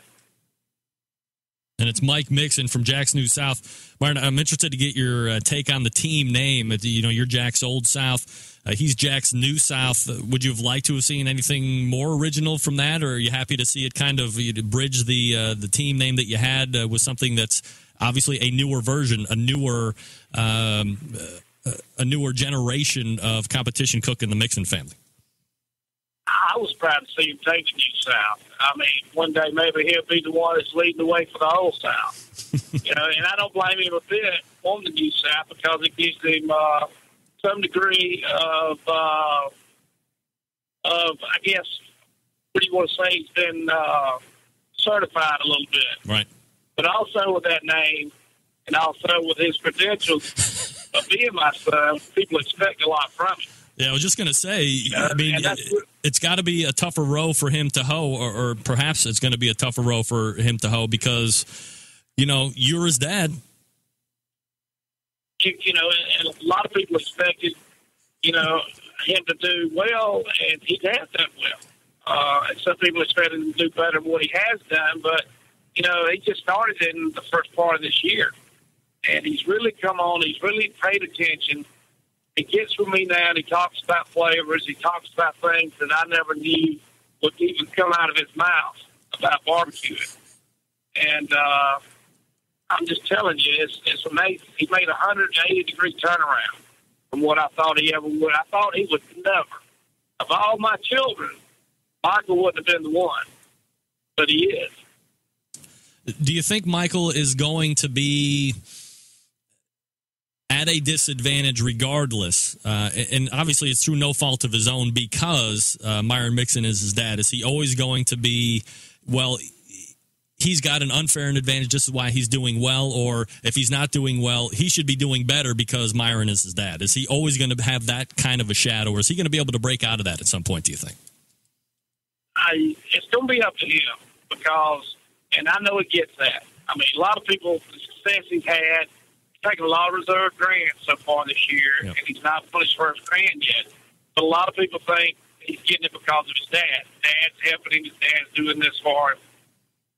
Well, but then again, if he goes and he hits a couple of contest losing streak, then, he ain't filling those shoes. And then one of two things happens when this type of situation comes around. Yep. You get this weight on you, you either get stronger for it, or you let it break you. And I believe Michael's not going to let it break him. He's going to get stronger for it. And he'll be able to break out and become his own man. Myron Mixon joining us here on the show, jacksoldsouth.com, the website. Myron, you going to be competing anywhere prior to Jack Daniels? I'm going to Lyons, Georgia this weekend, right there close to Vidalia. Next weekend, I'm going down to do a Davis Love III. His golf tournament he does down at the Porsche, St. Simon's. I'm going down there and hang out with them, and then we'll get ready for the Jack. All right, so a couple busy weeks headed before the Jack. And again, Myron Mixon is the pitmaster of Jack's Old South. Myron, if you win the Jack this year, got to turn you that following Tuesday so we can recap the event. Hopefully I can count on you for that. I tell you what, I would love to win the Jack. I tell you, I'd go out there and jump in the creek, but I've already done that. All right, well, if you win, we'll have you back on, and we can talk about all the victory celebrations and all that good stuff. But regardless, continued success, Myron. We'll talk to you soon.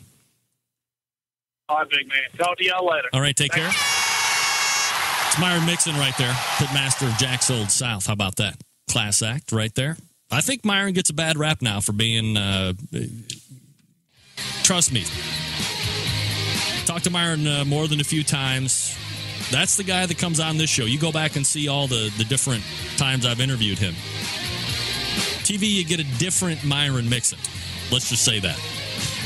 Before we get to Heath Hall, guys, let me remind you of the Turkey Fest 2011 put on by the smoking guitar player Fred Bernardo of Fred's Music and Tasty Licks Barbecue Supply Company. Saturday, November 5th. So just a month from now, November 5th, 2011, from 10 a.m. to 3 p.m., the smoking guitar player and the people at Fred's Music and Tasty Licks Barbecue Supply invite you to an all-day turkey grilling and roasting demonstration at the Barbecue Showroom in 214 West Lancaster Avenue in Shillington, PA. That's right. They'll be cooking on big green eggs and other fantastic grills and smokers. Let me run down the demonstration class roster if you have time, folks. Mad Max Rosen demonstrates the Mad Max turkey method. Max makes his third annual appearance here. Max comes from Virginia every year to show all the eggheads his foolproof method for roasting a turkey on the big green egg. Up next, Walter Carroll and the apple cider turkey. Our Big Green Egg distributor representative will be demonstrating for about the 10th time his delicious turkey roasting method flavored with apple cider, a taste of the season. Then you got Steve Schmidt from Schmidt's Poultry in the Shillington Farmers Market. He'll construct and cook right before your eyes a turducken. That's right. It's the chicken stuffed inside a duck. Then you take that, you stuff it inside of a turkey, and then you roast it all. That's right. You really get a kick out of this. It's a spectacular dish that people love, especially in the South. It's a Southern hospitality type dish for the Thanksgiving season. And then, of course, the smoking guitar player himself will be able to prepare and roast a spatchcock turkey and a beer can turkey. Both hits every year. You'll learn how to roast and turkey to perfection right there on your grill in less than 2 hours. That's right. No 28-hour preparation like you do for most people when they do it in their home. Fred will show you how to spatchcock and beer can turkey. You do it all in less than 2 hours. The fun starts around 10 a.m. this Saturday.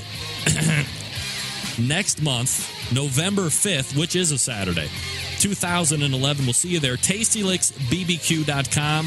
That's the website to get the sweet sauce, to get the rubs. It's fantastic stuff. Plus, Fred's Music and BBQ.com for all of the other barbecue and grilling accoutrements. Longtime sponsor of the show and trusted online retailer. That's key. Trusted online retail. TastyLicksBBQ.com, Fred's Music, and BBQ.com. We're with Heath Hall coming up in just 2 minutes.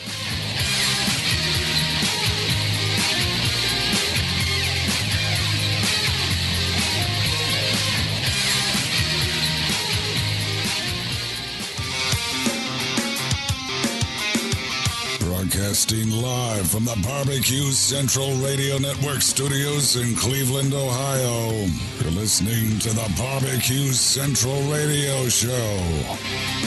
Once again, here's your host, Greg Rempe.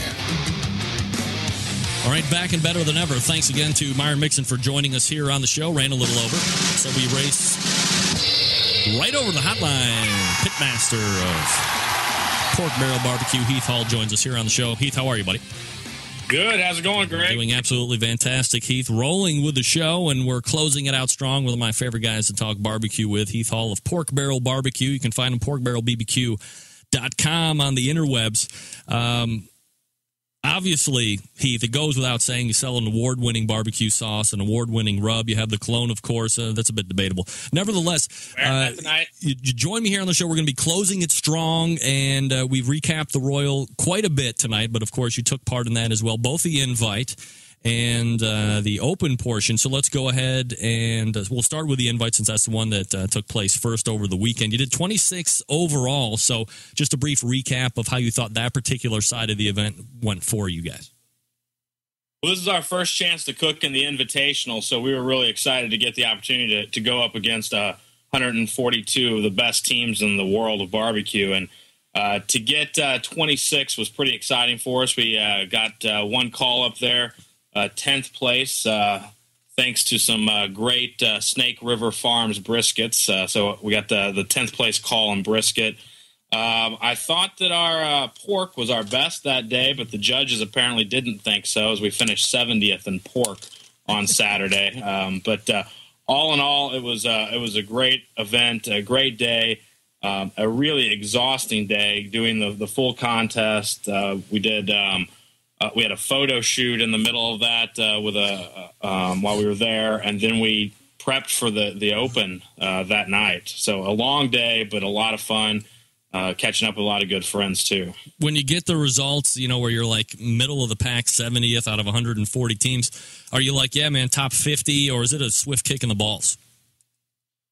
Well, our goal is never to finish in the top half. Our goal is always to finish in the top 10. So it does kind of hurt, but knowing that the team that finished 142nd that day is a team that's finished first this year, it makes it feel a little bit better knowing you're going up against great teams, like Myron and got Rod with Pellet Envy, Diva Q, Q-Owl, Tuffy with Cool Smoke. Just a ton of great teams. The list goes on and on. So.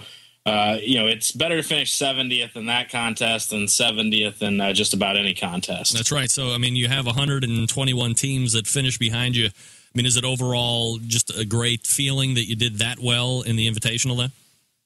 Yeah, I think so. It was, like I say, our first time to come and compete in the Invitational. And, 26th, I think, is really a position that we were proud of and happy to be able to come out with. And, the opportunity to get that one call and walk up there in Hale Arena with all your peers and buddies looking down on you is a pretty special event. So we certainly wouldn't have mind being 25 spots higher, but we'll take 26 at the Invitational any day. Heath Hall joining us here on the show, porkbarrelbbq.com, pitmaster.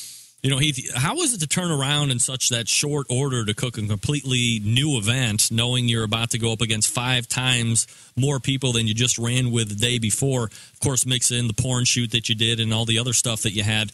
Is it kind of an awkward? Is it kind of an awkward situation where it's like, wow, huge event, a lot of pressure. Hey, let's do it again times 5. It was crazy. Our day Saturday, we fire our smoker up at 2 a.m., so it was very hard to sleep on Friday night. We were about, I'd say, 75 yards from the main stage, and there was a rocking band and fireworks going until about 12:30 in the morning. So I think we got maybe an hour and a half of moderately decent sleep. Got up just before 2 to fire up the grill and the smoker and got that going, got the meats on and cooked all the way through 1:30 when we turned briskets in, and then did some radio interviews. Then we went over to the KCBS Grill Masters stage, the barbecue tour that Mike and Chris Peters run, and did a kind of an Iron Chef style cook against Diva Q. And then we headed to the awards at 4, got back to our site about 5:30, and prepped from 5:30 to about 10 o'clock that night with a meal in there, and then caught a couple of hours sleep, and we're back up at 2 o'clock to do it all over again. So, what's your endurance like on that second time to get up and start cooking again? I'll tell you that sitting there at the awards ceremony, I was exhausted, but getting that 10th place brisket call was like I just got 5 extra hours of sleep. I mean, it really pumped the adrenaline through me, and it was exciting to get back and to do it again. And Sunday was a long day too, but got a decent night's sleep on Sunday night before we headed back to DC. And I think that's kind of the mentality that we went in on Sunday with, knowing that we weren't going to get much sleep on Sunday either until that evening, and just pushed through. And we I think had another pretty good cook on Sunday. Now, when you're done with the invitational portion, you did very well. You're finishing 26 out of 147. Were you looking to make any adjustments as far as flavor profile or cooking times or anything regarding the next stage in the open part, or were you just going to continue to roll with it since it seemed to work so well against your peers of everybody being a champion there? Yeah, I was listening to Myron. I know he said that he changes some things up, cooking in the Midwest versus the East Coast. We pretty much cook the same stuff coast to coast, state to state. It really doesn't matter where we're at. We want to go in there and cook our food that we've been cooking all year and having pretty good success with, and just really not wanting to change something on the last second. Probably 9 times out of 10, that's going to work, at least in our case, against us. You got a dog in the back there? Yeah, I don't know what he's doing. I think I've got 2 dogs. I think one of them is bothering the other. It sounds like he might be pissed off at me. Yeah, no, I don't know. All right, they're now calm. There you go. They're mad because I didn't bring them any barbecue back from KC. Yeah, that's probably more than likely the case. We're talking with Heath Hall from Pork Barrel Barbecue. Visit their website, porkbarrelbbq.com. They got a lot of great products on there that I personally love, especially that barbecue rub. So we look at the open portion of this weekend past, Heath. Open results, 40th overall.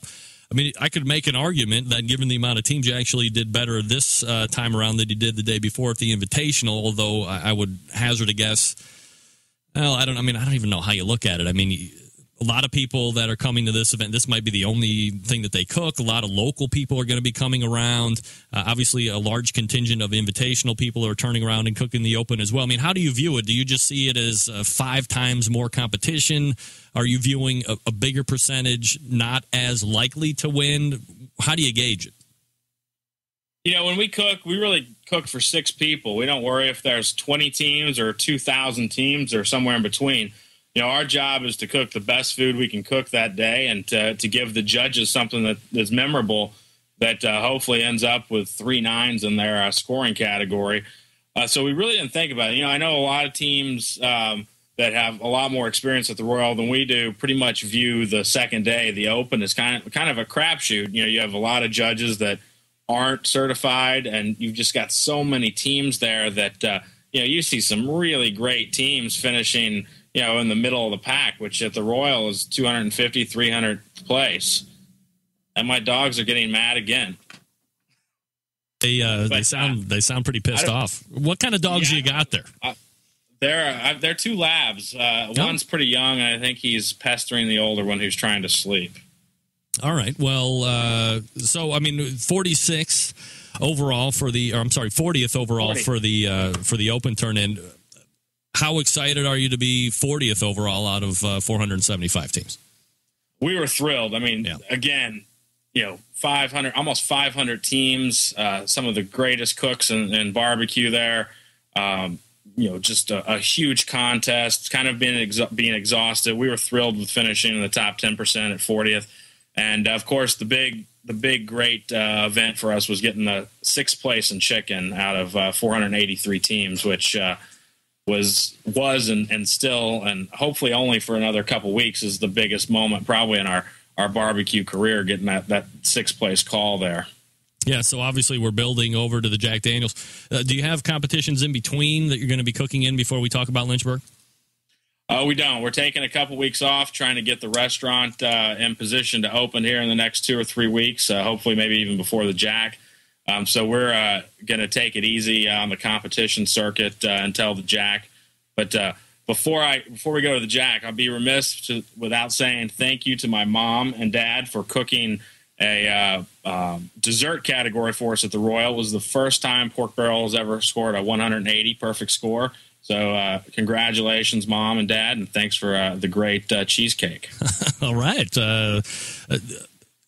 Is that a cheesecake that you might be having in the restaurant?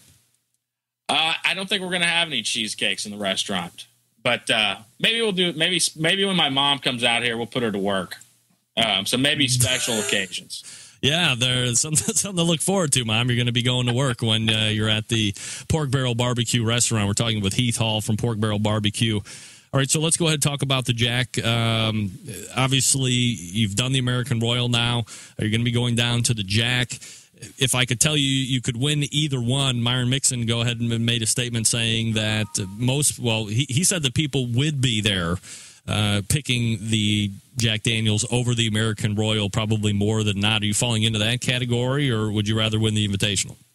You know, I think that you don't know if you're ever going to make it back to the Jack. I mean, you could win, 6 contests in a year and still not get the call to the Jack.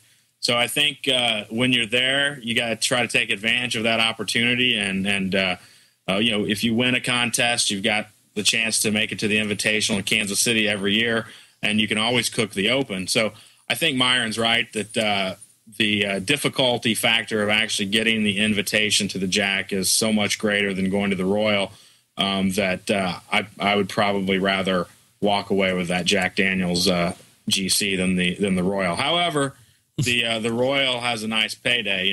If you were cooking with Kingsford and you won the Open, that was a $25,000 payday. So the payday is pretty nice at the Royal. Yeah. So is it safe to say then that the Jack Daniels is really only pined after simply because you might not get it? It's not necessarily that there's a huge collection of overall talent, because I could sit here and argue until I'm blue in the face that some of the best teams every year are left off because of that drawing process. But it's because you get there once, you might not get there again. So there's almost desperation to win it versus some type of saying it's better. I'm better than everybody else at this particular one, like you could at the Invitational. Yeah, I think that's a very fair assessment. I think that without question, the hardest cook of the year is the American Royal Invitational. Every team in the country that wins a GC is welcome to come. That could be 100 teams or 200 teams or somewhere in between. Whereas the Jack, you leave off probably somewhere around half of those teams that were at the Invitational, and so certainly I think it's probably not the most prestigious as far as you're going up against the greatest talent pool. Obviously, everyone at the Jack is an amazing, has had an amazing year, but you have fewer of them there. So I think that the Royal Invitational probably is more prestigious on the quantity of talented teams there, but the Jack is special because not everybody gets there. It's it's a segment of those teams that cook the Invitational. So maybe it's not, in theory, quite as difficult to win, but it's much more difficult to actually get there. Like I said, you can win 6 GCs in a year and still be left out, which is pretty painful, I'm imagining, if you were in that situation. All right, Heath, I'm going to ask you this. I asked Myron Mixon as well. Wow. Coming across. I'm echoing back to myself. What's going on here? I'm going to call you right back. Okay. All right. What the hell is going on here? I will not be echoing to myself. Yes, I'm back. All right. So I asked Myron Mixon this just a few minutes ago. I've been asking every other person I've been interviewing about going down to the Jack Daniels this year, and I will certainly not leave you out of the roulette wheel of percentage of where you think your percentage of chances that you will be walking away with grand championship at the Jack Daniels this year. Well, I think there's 100% chance that we're going to have one heck of a good time cooking at the Jack. Hey, fair assessment right there. Yes. Win, lose, or draw, it's going to be awesome. We got a lot of our buddies cooking there. Kit Rudd of DeGuello Barbecue, who's kind of our partner in crime out here in the D.C. area. He's cooking his first one, and looking forward to hanging out with him. Going to go to Mary Bobo's with him. We got Mike Fay, who's cooking with Jack's Old South. So it's going to be fun hanging out with some of our local guys here. But I think our chances of winning the Jack, I would give us maybe 7% chance. 7% chance. Yeah, I'm realistic here. I know Myron said 75%. He's been there a lot of times, and he's cooking hot right now. He hasn't won shit there though. Well, I think this is Kit Rudd's year. I give Kit Rudd a 93% chance to win. Yeah, Kit Rudd is like screaming at the speakers, like, "No, you're cursing me, Heath. No." All right, so 7% chance. He's going to be using some punch powder. Yeah, I have to ask him what that means. Wait, now hold on a second here. Let me scroll up here in the chat room. There was something I was supposed to ask you, and I forgot to do it here. And it had something to do with punch, I believe. I'm not going to find it now. Oh, damn it. All right, it was something about Ponch cooking the chicken for you or something in that regard. I have no idea what he's referring to, but is that something that you guys share in between you or something? There's just a secret ingredient that we were using that my dog ate one night, and Kit now enjoys calling that punch powder. But no, in all seriousness, there's a lot of good cooks. Like I say, a lot of great friends. One of our buddies that we got to hang out with a little bit out at the Royal, Paul from GoneHoggin.com. It's going to be awesome cooking with him. It's his first time. I think the cool thing is there's a lot of first-time cooks that are buddies of ours at the Jack. Mike and Chris Peters, who run the Great American Barbecue Tour, they cooked I think 2 contests this year. Yeah. And just on a whim, they cooked the last weekend of the qualifying out in California against some really tough competition. Won. And they got the wild card draw. It's they're really great buddies of ours, so it's going to be a lot of fun having a lot of the new teams. So I think a new team, a team that's never made it to the Jack before, is going to win it this year. All right, Heath Hall joining us here on the show. A couple questions before I let you go tonight, Heath. How are the barbecue peanuts coming? We're having a great time with barbecue peanuts. We have I think a couple more different products coming out. Similar to that, we'll be doing a kind of a trail mix and possibly some cheese straws. We got a new sauce that's about to, I think, hit the shelves. It's going to be a Carolina vinegar sauce.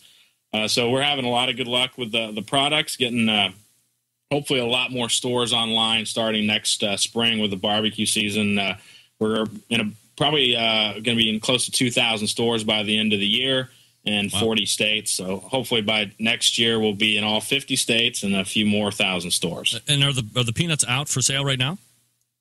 They are. You can get them at porkbarrelbbq.com. All right. You can also get them at a few Whole Foods. We will be taking these to the first big retail show out in San Francisco in January. So I think probably see more retail availability starting in the spring. All right. One last question before I let you go, Heath.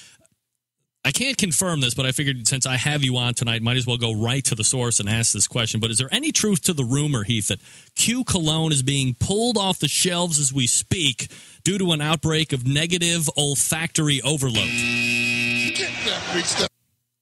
That is, I have not seen that. We continue to get inquiries from Ralph Lauren and Calvin Klein and Armani, all trying to buy the secret ingredients in it. Hey, when was the last time a barbecue guy was in Cosmo magazine? Hey. I think you're talking to him. I know. When you bring the big hammer out, I can hardly argue with that. So we're talking with Jay Leno even did a joke about it. Kind of in your vein, probably.